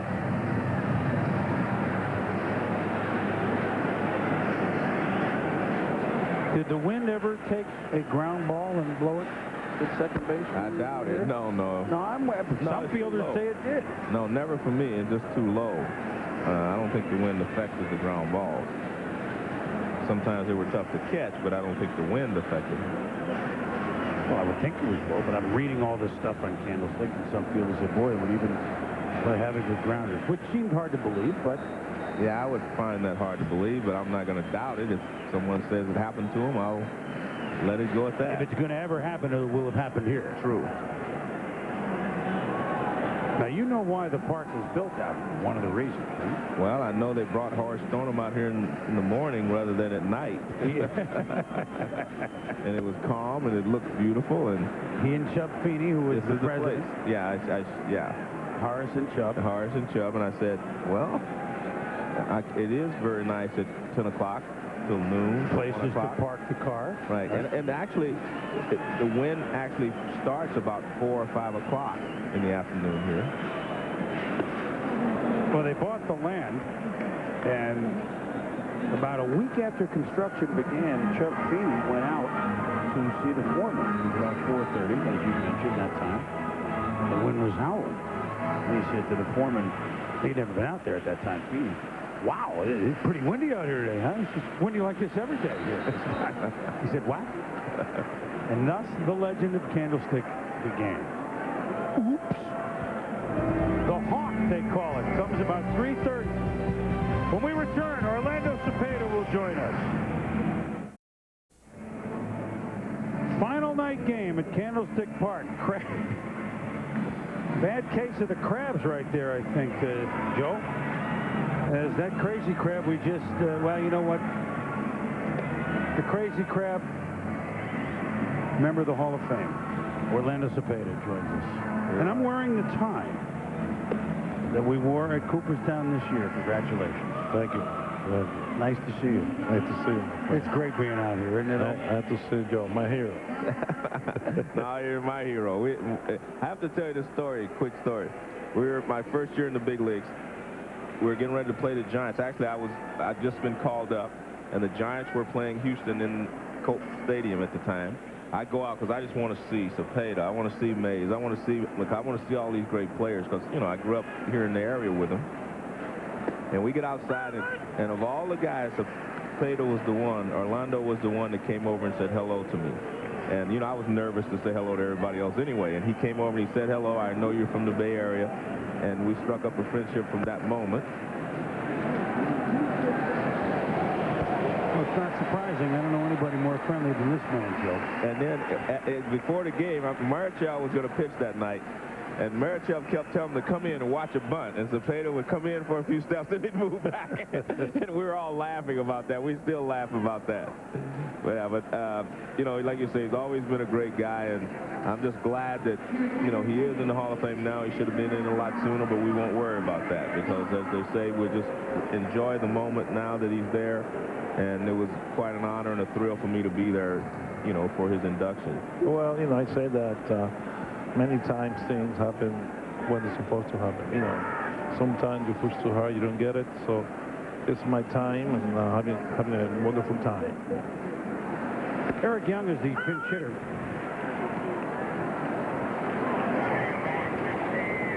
Masaoka is up, has worked a lot of the Dodger bench, so he'll be we'll see him shortly. Orlando, when you were in the minor leagues and you came to the Giants and you were Rookie of the Year following McCovey, you guys both Rookie of the Year. I guess you came first, right? Right, 58. Yeah, you came the first year, and you were Rookie of the Year, and then McCovey followed. What was it like for you as a rookie, a young player, you know, not a rookie, but a young player playing here in San Francisco? Well, I was very fortunate to play with Willie Mays, you know.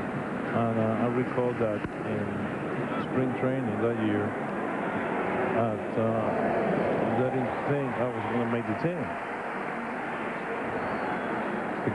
Because of Bill White, you know, having a year in '57.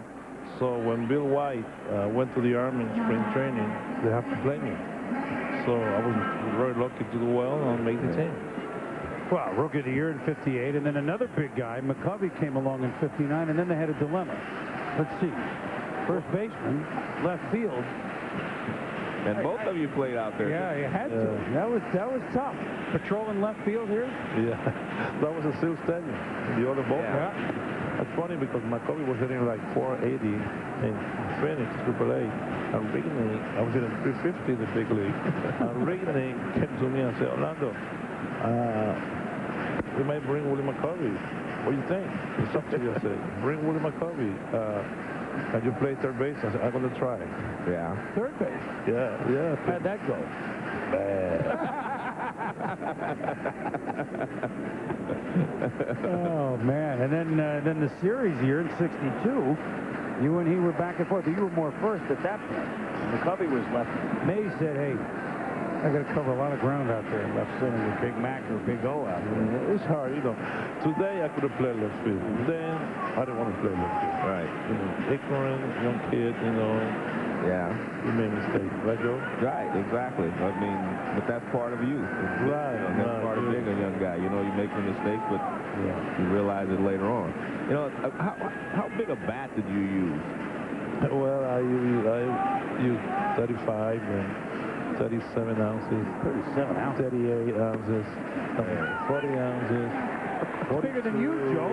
42. And then I used 43 ounces. 43? Started used 36 and a half long. Yeah. And 40 ounces. Yeah. Clemente is 36 and 39 ounces. Yeah. Richie Allen is 42 ounces. Nobody uses bats even close to that anymore, do they? 31 ounces now.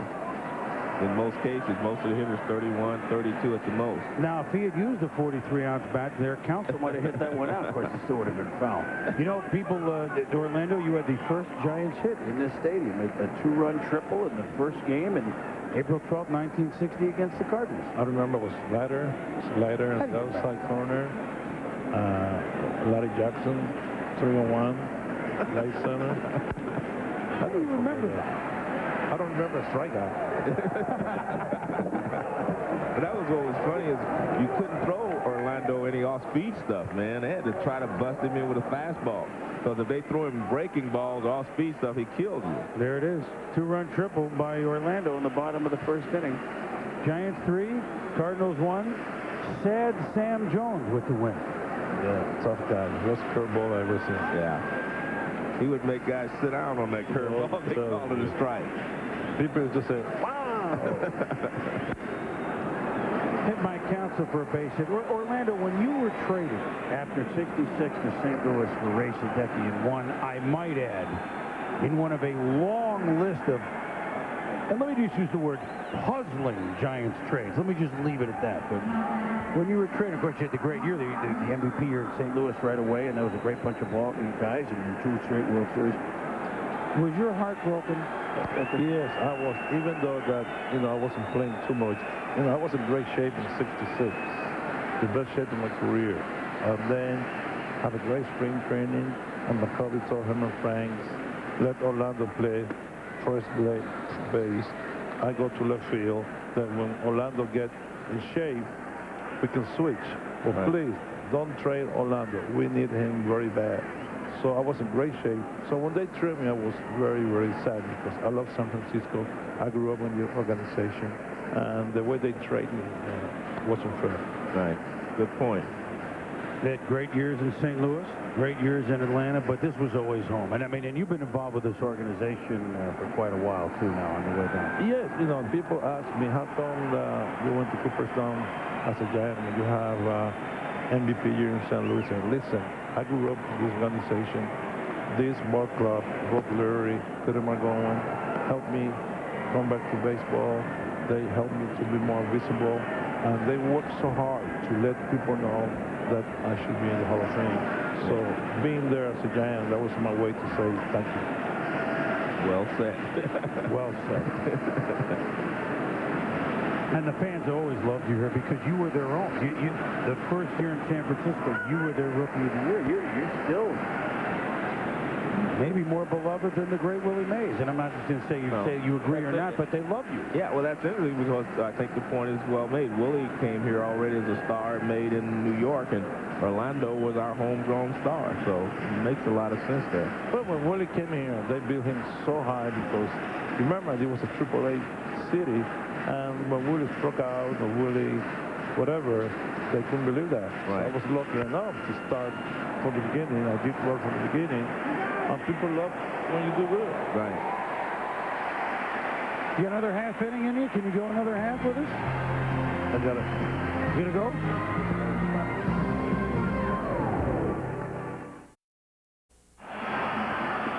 Final seventh inning stretch at night here in the history of Candlestick Park. In the 40 years the Giants have played here, they lead it 4-1 bottom of the seventh. And Orlando, I couldn't let you go. And we got to tell Joe this story. Do you know, Joe, that Orlando Cepeda made a trade for me? Do you know that? You're about to hear it, of course. Well, I thought it happened at first base. Well, you have to get into that, too. Giants Fantasy Camp, which I must say, Bob Lurie, the owner then, was nice enough, says, you guys go and have a good time. I'm not looking for publicity about it. I know that you'll enjoy it. So I think it was 88. And we had tryouts for a day or two, and then the, quote, coaches, Orlando was a coach, Tito Fuentes that year, Mike McCormick, just to name three. And Marvin Bernard swinging at the first pitch from Sooka, the new pitcher after the pitcher for Kevin Brown, with one out. Matt Shapiro. Right. Brought you there. But Joe, here's what happened. I'm going through the lobby in the hotel that night. Orlando goes, Chris, Rado, I'd make a trade for you. I said, why? I said, I like the way you swing the bat. And I said, but I didn't hit anything. He goes, you take a big cut. I like that. So thank you, from my coach. Okay, great to be here. Thank you for stopping by. And, my pleasure, Joe. Man. Tell all the Spanish-speaking people I said hello when you get over there. Okay. Adiós, Puerto Rico. Saluda a mi hermano que está mirando este juego. All right. Congratulations again on a great year for you in the Hall of Fame, and thanks for joining us, Orlando. One of our favorites, and you could not close Candlestick without, back in the house. Let's see Orlando.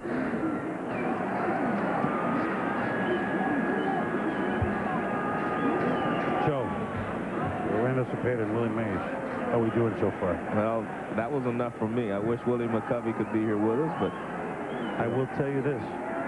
In our business, that you do not, this ball will be passed down by Modesty. So Miller is gone. That'll bring up Barry Bonds. And I adhere to it. I do not ask for autographs. I mean, we don't do it in our business. There are very few balls which I have. But there are 4 balls that I have in my study where I work at home. Mays, McCovey, Cepeda, that's allowable, isn't it? yeah, I think it is, yeah. I was just thinking I should have one. I don't have any balls from, I have one from Mays, but not from the other 3 players. Here's Barry Bonds, who had a 2-run home run in the first inning, but all the foul ground here, which, by the way, is a new park. He's had a tough night, Beltray. Well, I think he felt like he was running out of room there, and he didn't want to run into the wall. You know, the new park, Joe, they'll have the least amount of foul ground. So he takes a look at the stands to see where he is. And he did have some more room, but tough play. You run that far down the line. The new park, there will be seats closer than the mound to the plate. The mound is 60 feet 6 inches. Some of the seats are 48 feet. Well, they'll be able to talk to the players. Better bring shin guards and a mask. I don't know if I want to be 48 feet. No, I don't. I think that's a little too close. Because most fans are not able to react quick enough like the players are on a 90-mile-an-hour foul ball. This one is in fair territory, so Beltre, Grzelcyk, and Sheffield will decide. And correctly so, the shortstop, Grzelcyk, does it. Well, we head to the 8th inning in the heart of the order. Sheffield, Karros, and Mondesi trying to wreck the night party here at the Stick.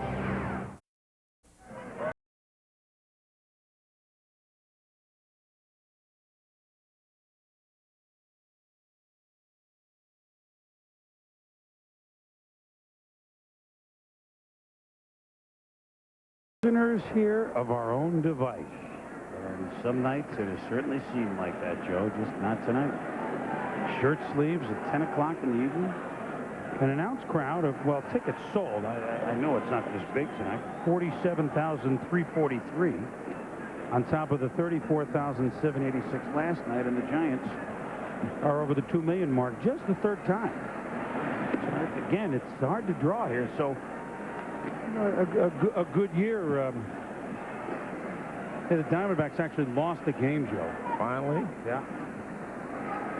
They're playing so well right now, and it's going to be interesting, the playoffs this year. You know, the Reds are playing well. Houston and the Mets kind of struggling down the stretch. One of them will survive, though, and be in the playoffs. Interesting to see what the Mets do, having maybe erupted tonight, blowing out Greg Maddux.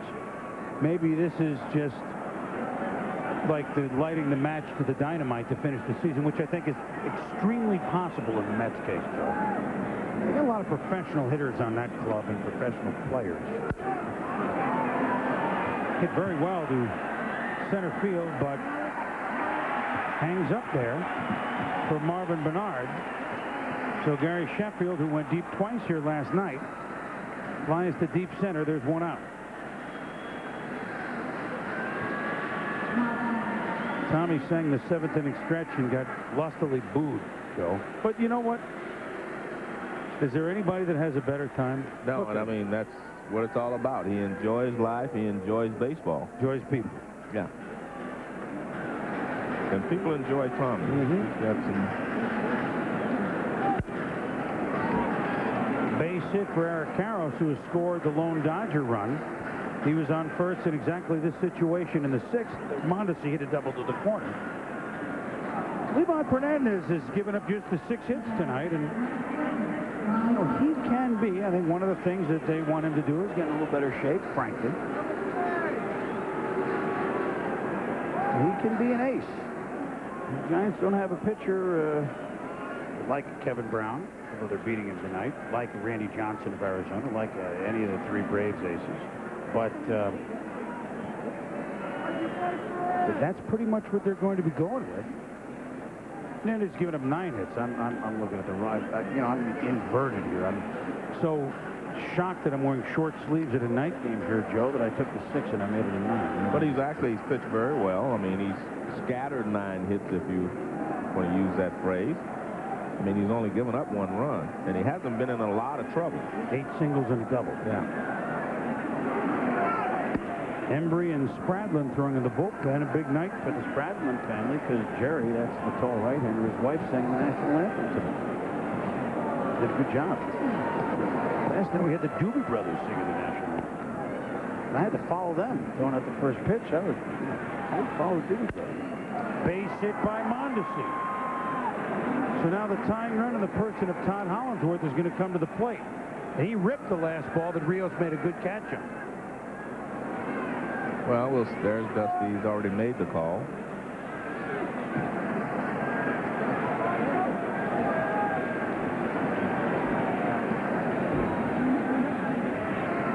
So Dusty is out, and the reason he's talking to Charlie Relaford, it's going to be a double switch. Martinez is coming out of the dugout to play probably for third baseman Billy Miller. We'll see who comes off. So Embry to pitch, Martinez to third. They will switch spots in the order, and we'll explain it when we come back. Top of the 8th inning, and the game is potentially on the line here, Joe, with Alan Embry now in to pitch the lefty, a pinch hitter Trinidad Hubbard into bat for Hollingsworth, Ramon Martinez now the third baseman. So the Dodgers are trying to peck away. Embry's been good at times. Last night did not pitch well in relief against the Dodgers. There's the new third baseman. Hubbard not a home run type hitter, but if he can hit one in the gap, Mondesi might be able to move well enough to make this a one-run game.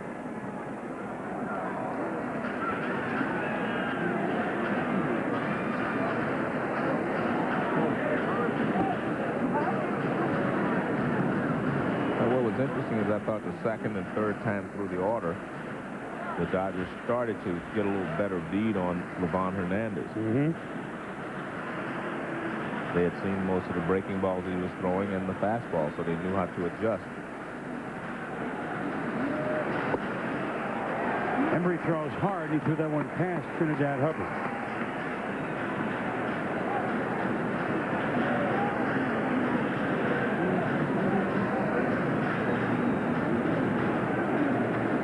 Another pinch hitter, Devon White.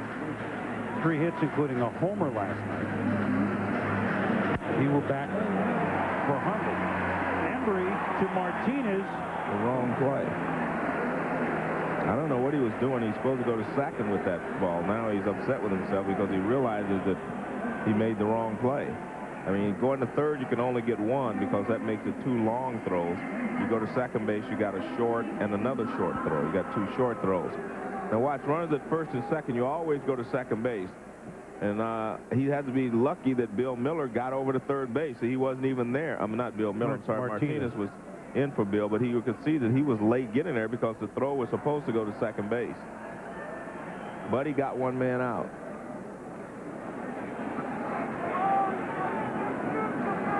So with 2 outs, runners at the first and second, and the pinch hitter is Devon White, who has riddled the Giants as a Marlin in Game 3. Remember, Joe, that NLCS? I think you were here that game.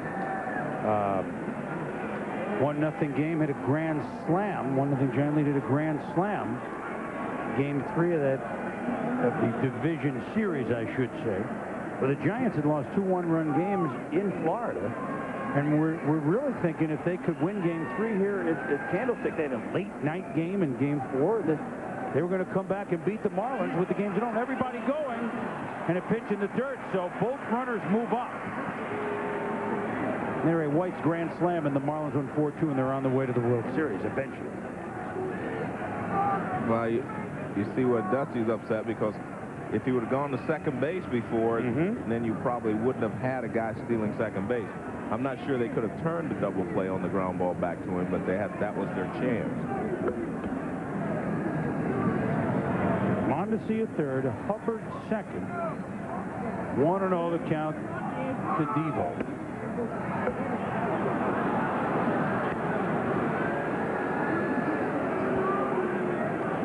Done pretty well as a pinch hitter. And that's not an easy job to have unless you're doing it on a consistent basis. The 10 for 32 in a 10-year career is not that. Not a lot. No, not that much. Now here's a guy, Devo, that played those years in Toronto and those great championship ball clubs. Made one of the best catches we've ever seen. That catch he made, I think, was off Otis Nixon in the World Series in Chicago. Well, he's always been a good defensive center fielder. I mean, he's won Gold Gloves for his fielding prowess.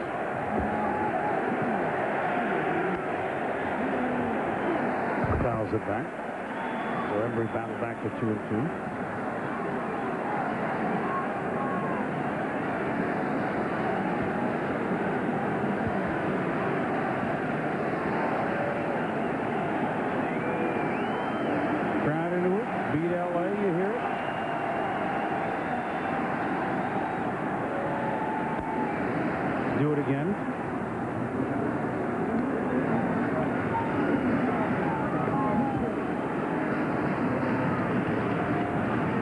have lots of qualms with the schedule makers, Joe, but at least they were smart enough to end the Candlestick with the Giants and the Dodgers. That works. You're right. I mean, that works out well. And open the new park the same way next year.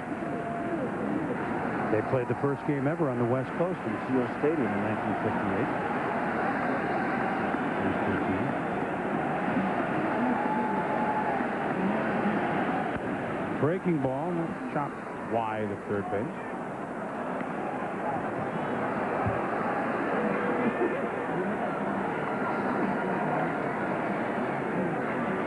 Devo came in with the Angels in the 80s. Not a while, Joe. You're right. He's had a distinguished career.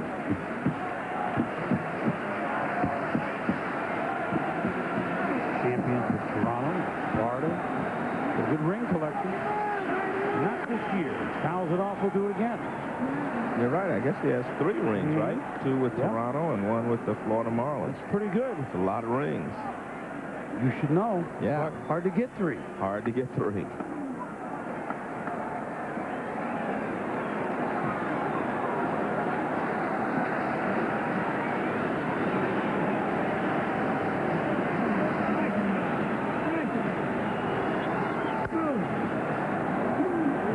Will also be out of play. There's a pretty good battle going on between Embry and Devon White.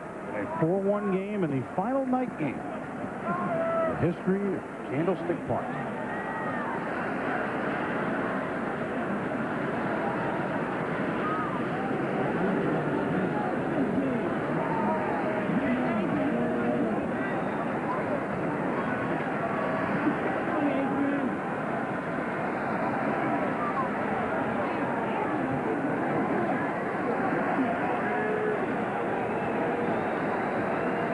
Johnson, season that kind of got away from the Dodgers after a pretty good start. 20 and 15 once upon a time, but they fell below 500 in the middle of June on the 11th, and no, sir, he did not go. We got the full count. They fell below 500, Joe, on the June 11th with 29 and 30, and that was it. They just never got it going, and the pitching wasn't what it should have been. Well, you mentioned this the first time in 11 full season that Davey Johnson's going to finish under 500 as a manager. Amazing, and it shows how good he's been. I know he's had good teams, but to go this long. Ground ball to Martinez, backs up on a long throw. Dug out by Snow. Nice play by Snow. And so we head to the bottom of the 8th here in the nighttime finale at the Stick. The Giants up 4-1. Robbie Thompson. 4-1, Giants lead the Dodgers in the bottom of the 8th, the final night game in the history of Candlestick Park. For San Francisco baseball, Chris Berman, Joe Morgan, our new catcher, Paul LaDuca, living Levine LaDuca. Well, never mind, I just tried it. Trinidad Hubbard goes to center field, and it's our pleasure to welcome the second baseman on the Giants decade team of the 80s. Birthday boy. We share May 10th is our birthday. Robbie Thompson. Good to see you, Robbie. Hey, pleasure. Nice being up here. Joe, you respect good play at second base? I mean, he was. I did a little forward for the Sporting News' moments that they're going to access the World Series. I'm sorry, the World Series program this year. And they were asked. I was asked to name the top 5 double play combinations, and I named he and Jose Uribe as one of the top because I was broadcasting games here, and I don't ever remember them missing a double play that they should have made, and I just remember that he was very good at turning the double play. He hung in there well, and he probably had scars on his knees to prove it, as we all do. Knees, elbows, yeah, right. Stay in there. But I thought Robbie and Jose Uribe were the best double play combination in the league for a long period of time. Well, Joe, that's quite a compliment coming from all the second basemen and shortstop double play combinations he's seen and either played with or seen play in his time. So that's quite the compliment. But back Jose Uribe, he was a great shortstop to play with. Great feeds all the time, got to the ball quick. A lot of fun during those years. Well, you guys complimented each other so well, and actually it's in the World Series program. I wrote the article about top glove men, second baseman, so forth, and double play combinations. But you guys are very, very good, and I know it took a lot of hard work, working together, and so forth and so on. What are you doing now? I'm doing finished up this season doing a roving infield instructor job with the Giants, working with the kids down in the minor league system. Was great. First experience back into the game on the other end as a staff member, so to speak. Trying to learn once again the minor league system from not only the players' side but from the staff side. And great year for me. I had a lot of fun, good experience for me, and hopefully do it all over again next season. You know, you played in a rebirth time, Robbie, for the Giants. They had really not had much success. Of course, when you came up, they were one of the worst teams, but very quickly, Will Clark and Matt Williams and you and Uribe in the infield, and Kevin Mitchell. And this one is slugged by Kent. Back, gone!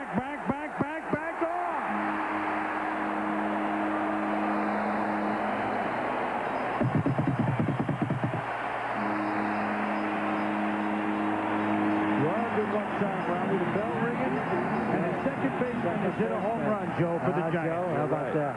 Well, he's hit a lot of home runs for the Giants since he's been here. I've only dreamt about hitting that many home runs. This guy next to me, he's hitting plenty in his day, and we all know that, and so is Jeff Kent. So Yeah, I can only dream about hitting that many home runs. Well, I think if Jeff drives in one more run this year, that's 99 for him. He will be the first second baseman in 50 years, I think, to drive in 100 runs for 3 consecutive years. How about this one? If no Giant hits a homer later in this game or tomorrow, this would be the last Giant home run at Candlestick Park. Somebody will hit one tomorrow. Yeah, they will. Yeah, day game, hot. yeah. There'll be a couple of hits tomorrow. Robbie, you had the most triples of any Giant here, 24 at this trip. You and Barry. But it's hard to say, that team with Chili Davis was with you in 87 when you first made the playoffs, and 89, and Mitchell had the big year, and 93, which was the best team, really. Unfortunately for the Giants, the Braves won one more game, and you won 103. That was a special bunch of guys under Roger Craig, wasn't it? Dusty in 93. Absolutely. I mean, I was fortunate enough to, first of all, come in being in the right place at the right time. Giants, I believe, lost 100 games in 85. I was being protected in 86. Bob Larry, Al Rosen, Roger Craig, and I can't forget Flea, Bob Lillis, gave me a chance and an opportunity, and kind of had confidence in my ability, and gave me a chance to play, and fortunately I made the best of that, and 11 years later. So great teams, a lot of good guys that I played with, guys that when I came up, pretty much Chili Davis's, the Mike Krukows, Bob Brentley's, that took me under their wing and kind of showed me what it was all about. You know, you hit second, some hit six of it. Let's say you're hitting second, all right? Will Clark hit third. These are the Magic team now. Kevin Mitchell at fourth. Matt Williams at fifth. Do you remember who hit sixth? We're going to show you. You remember who hit sixth? If you were hitting second. Let me take a guess. An outfielder. Well, we're going to show you. Look. Remember who hit sixth? He's a pretty good team. I should have known. I can't believe pretty good that team slipped by. Look at that lineup, huh?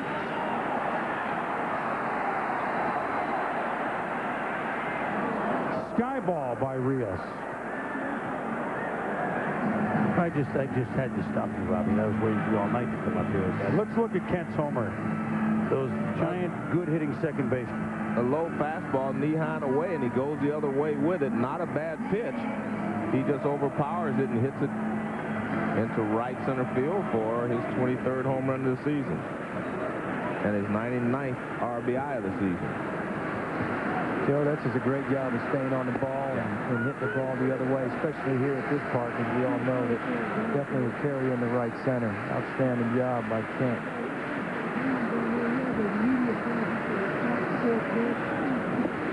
Robbie, the earthquake. What do you remember from that tape? I mean, there's so many. Anything jump out in your mind at that moment here? Well, I think the first thing that I remember were the lights going out. I was running sprints down the right field line trying to get loose for the ball game, and all of a sudden lights went out. And then we felt it come underneath us. A lot of the seats coming up, people were getting up, a lot of clicking and clacking up in the stadium. And then all of a sudden, a lot of rocking was going on. So first thing I remember is lights going out. And it was a city that, as it turned out, both here and the East Bay, it was a real bring-together time for the area. Yes, it was. obviously very unfortunate here in the Bay Area. Perfect setting with the A's and Giants butting heads going head-to-head against each other, and to be interrupted with that. Hey, welcome back, everybody. Loved you here for good reason. All-decade team in the 80s. You know where we stand with you. Robbie Thompson, welcome back to Candlestick. They couldn't close it without you. Well, thank you. I'm still beside myself up here with you two guys, man. Thanks for having us. Robbie Thompson, part of the festivities. It is the final night game at the Stick. Back with the...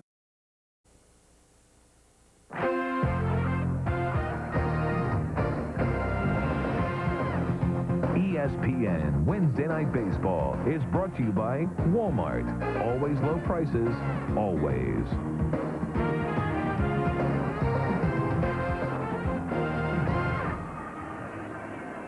One half inning, perhaps, and one game. And you can tell it goodbye. The Candlestick Park. Sean Estes will pitch tomorrow, and there's a man that's been sat through a few extra inning night games here with the quad at Candlestick. I came, I saw, I survived. That's what it says on these things. F.P. Santangelo, left field now. Vaughn stays in. And so the Dodgers down to 3 outs. As the Giants, who have not had the best of times here since they, I don't want to say they gave up, but they were beating their head against the wall the way Arizona was playing. They're trying to snap lost 9 of 10. They've lost 5 in a row, and they're trying to snap it here. Sean Estes to pitch tomorrow for the Giants.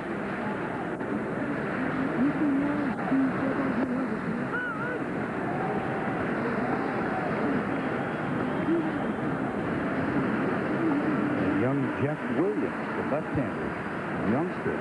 Davey likes a couple of his young pitchers. Jeff Williams, Gagne, who was their minor league player of the year, will pitch Friday night in Houston.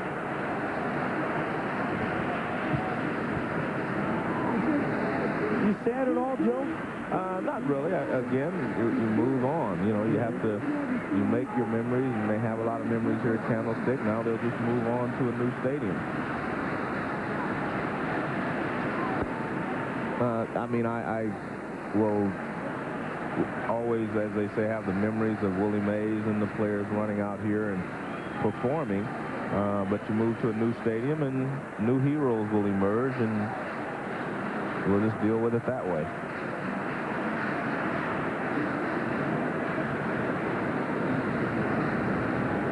The funny thing for me, Chris, is I'm basically actually closing 2 stadiums that had a lot of meaning in my life, and the other one is the Astrodome. You know, I started my career in the Astrodome, and this is the last year of the Astrodome.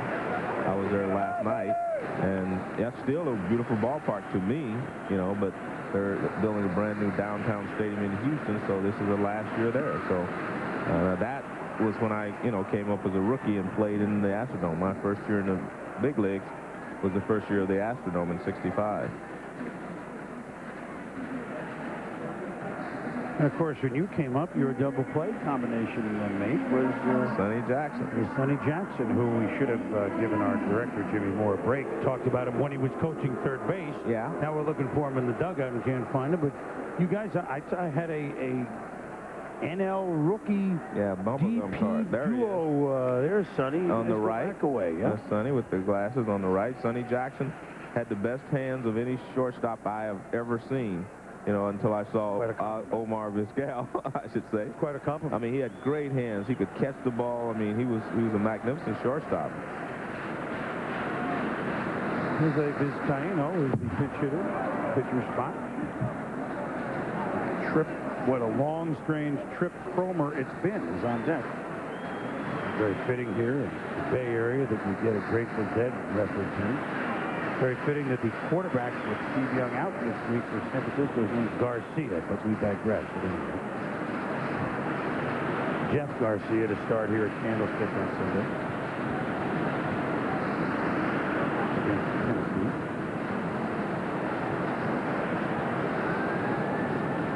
What sport is that? Football? Oh. The thing I do on the weekend. Oh, okay. I'm a baseball guy here. Well, your second job? My other job. Yeah. My night job. Well, we look forward to our postseason coverage, Joe. I don't know if I'll see you, I'll hear you. And vice versa. I will hear you if I don't see you. So. You got a pair of games on Tuesday afternoon, one at 4 o'clock. Which I don't know yet, and we won't know to the weekend, but I'm guessing will be the 2 National League games, which one would be in Atlanta, one would be in Arizona. I mean, depending who they play, we'll see. And 2 games on Wednesday afternoon, a game on Thursday afternoon, a game on Friday afternoon, and then we go from there. It's a fun week for us. You're all over working for everybody. For everyone. I actually start Tuesday night. I think it'll be in New York with the Yankees and the Texas Rangers.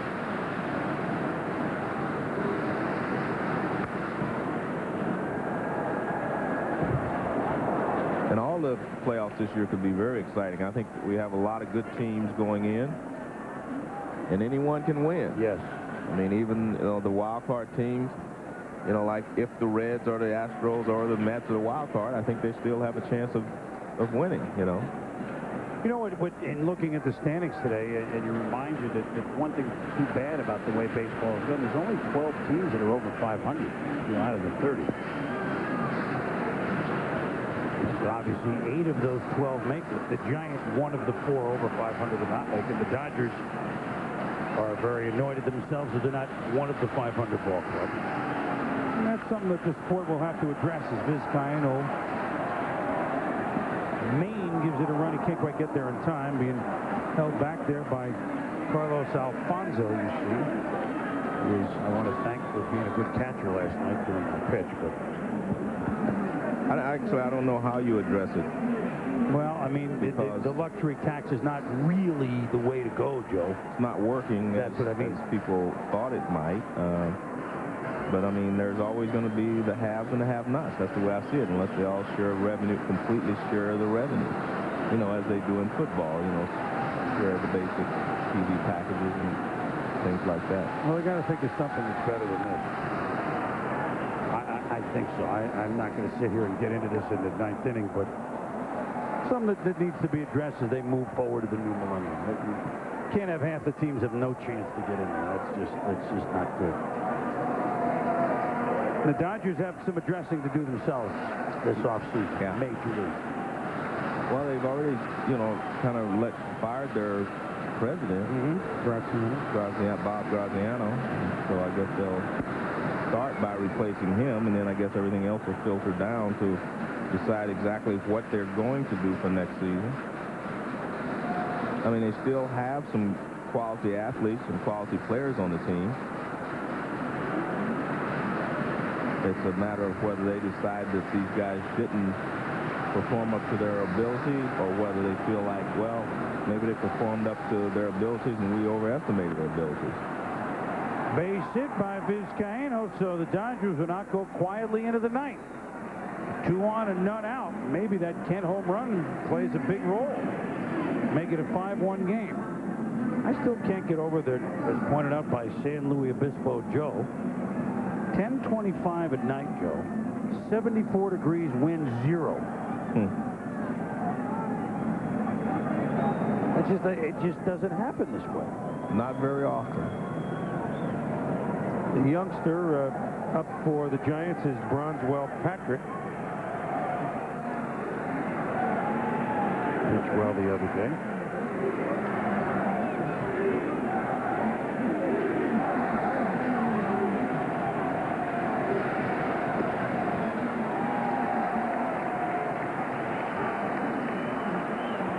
That's Trip Cromer, as you mentioned, was on deck. He's walked to the plate now. He's had a tough trip this year, hitting 196 in minimal opportunities. Yeah, it's interesting. We were talking about Barry's going to have surgery on his knee. Rob Nen, is still, going to have some work done on his arm this winter as well. He wasn't right, and it really hurt the Giants. I mean, he pitched through his pain, which is laudable. But there was a stretch in there, and there's a 3-game set in which they led all 3 games by 4 runs in Florida and lost them all. And that was, they'd already been going bad after the All-Star break, and they just could not get out of their funk. And that all of a sudden allowed, well, they were at first, and Arizona was up by a game or 2, and then all of a sudden it was an 8-game lead. And that was right in the middle of it, and then was a culprit, if you will.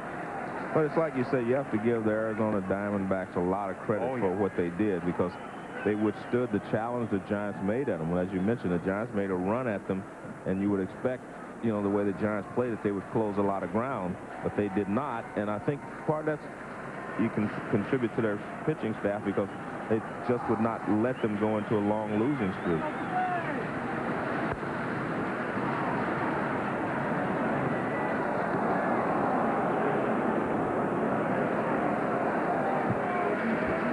Two men on here, 5-1 Giant lead in the ninth. But Alan Embry trying to make sure that the Dodgers don't creep any closer and spoil the final nighttime party. Last call, if you will, in the evening for Candlestick Park. And Embry blazes that one past Cromer, and there's one out to bring up Grizzolanek. Well, Embry throws a fastball that's running away from Cromer. You can see it tailing away toward the outside corner. May have been off the plate, but with 2 strikes, Cromer had to bite.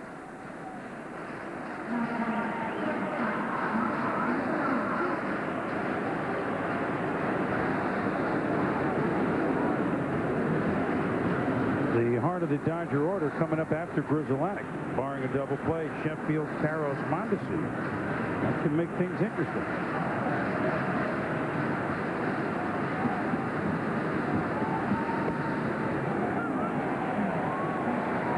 Put a note up on the board, and I've written this out, Joe. It's surprising. Of course, now I can't find all my notes. There's not been very many no-hitters in this park. They got one by Ed Ho-Ho-Halicki. Kind of disappointed, but naturally that I went to. Well, you know, 40 years of this park, there's only been 6. It seems low, doesn't it? Well, I remember they were back-to-back no-hitters here. Gaylord Perry and Ray Washburn in '68. So you cut that out. There are only 4 in the other 40 years, except for those 2 nights, those 2 days. Over the head of Kent. Throwing his Rios, kind of.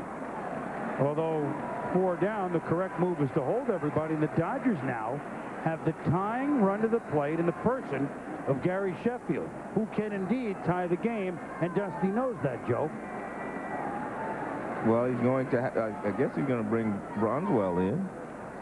Bronswell Patrick to pitch to the right-handed hitting Gary Sheffield. He has not made the call yet. Now yes, there he it has. goes. Yeah. The call is to the young right-hander, and then came Bronswell Patrick into the breach in the top of the 9th at the 9th finale. Bronswell Patrick, the rookie, is on in relief. Try and keep Gary Sheffield, if nothing else, in the yard. Made his debut at the Giants, Joe, September 16th against Florida. Earned the win, pitching 2 scoreless frames. And that was on his 29th birthday. So that guy's been in the minors for a while. A day he'll never forget. Yeah, well, he's given up double hits per innings pitched, so he's got the win, but he had high earned run average. He's going to have to make quality pitches here to Sheffield.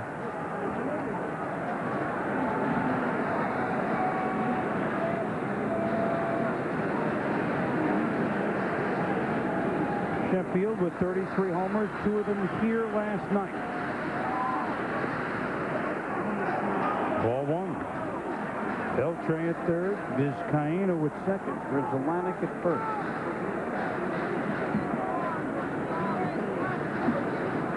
These 6 slams for Sheffield in his career. Milwaukee, San Diego, to Florida, to here. A fat waggle. Menacingly so, and it's nowhere near the plate. Dodgers have out-hit the Giants 12-7 tonight, even though they're behind 5-1. 11 of the 12 are singles, and then Mondesi had a double. RBI, 6th. Bonds a 2-run homer in the first. Snow a 2-run double in the third. Kent a solo homer in the 8th. Those are the runs thus far. Good pitch. Felix Rodriguez is up in the pen now. for the Giants. Getting warm in a hurry.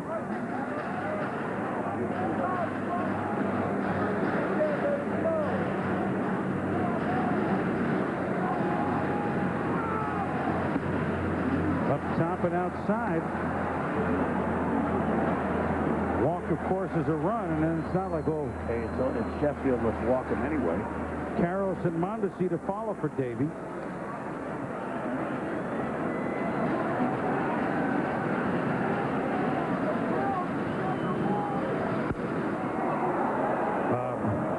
He hit that a long way. It just didn't happen to be fair. He can turn anybody's fastball around.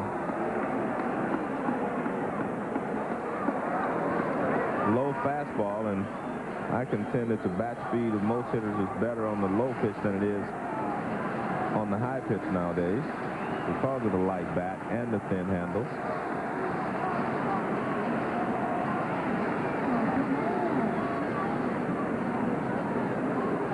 Full count. Brent Maine will go out and make sure they have this straight. What do you do? I don't think you have a choice. I mean, you don't want to throw him that fastball, but I think you have to. I mean, it'd be a real gutsy pitch to throw him a breaking ball because then you bring the winning run, the go-ahead run to the plate. Right now, even if he hits a home run, he can only tie.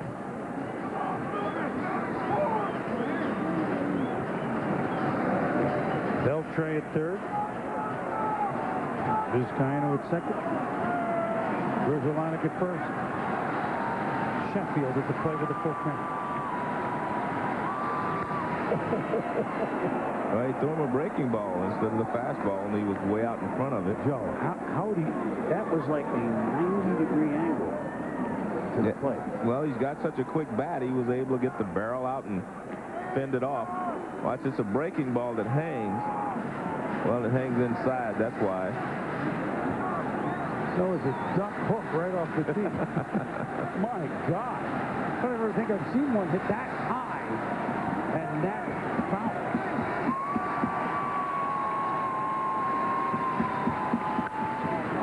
And that was high and inside, but Sheffield ripped at it anyway. Now he's starting to straighten it out here, Joe. Yeah. Your best pitch may be a fastball out of the strike zone. Let him chase it. Because he's right on everything you've thrown so far.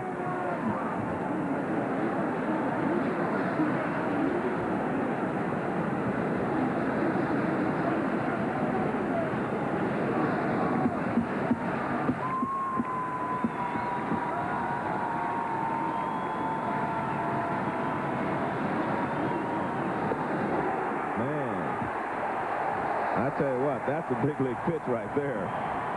After throwing him fastballs and breaking balls at 85 and up to 90 miles an hour, he comes with a 77-mile straight change. Man, that's a big pitch for for a pitcher with not much experience to make. I mean, and it's a strike too. But you can see Gary's geared for that fastball. Look how far out in front he is. But that's just a beautiful pitch there by Bronswell. Bronswell threw a great changeup. That's one of those who just walk back to the dugout. The chant of Beat LA, and the fans on their feet as Bronswell Patrick now works to Eric Karros with 2 out.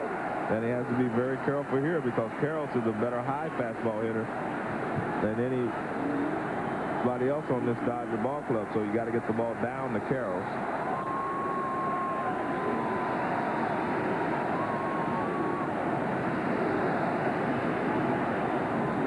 That was an amazing pitch he threw to Sheffield because he hadn't thrown a changeup the entire at bat.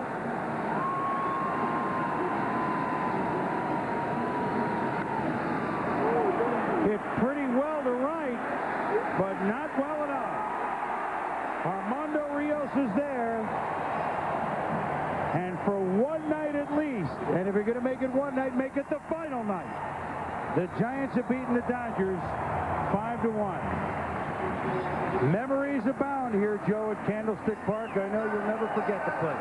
Well, it'd be surprising. The last memory I have of the night game would be that it was a very fine afternoon. Atmosphere, nice, warm evening. Not any wind, so very un-Candlestick-like. Well, it's been a treat working with a Hall of Famer in yourself. Thank you. I'm glad we could share this night together. And the ballpark that was the home for Hall of Famers Willie Mays and Orlando Cepeda, who joined us, and Willie McCovey and Juan Marichal and Gaylord Perry.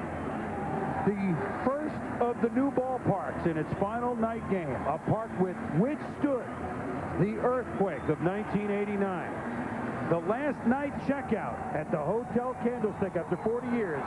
We'll never forget it. I'm Prince Berman. So long.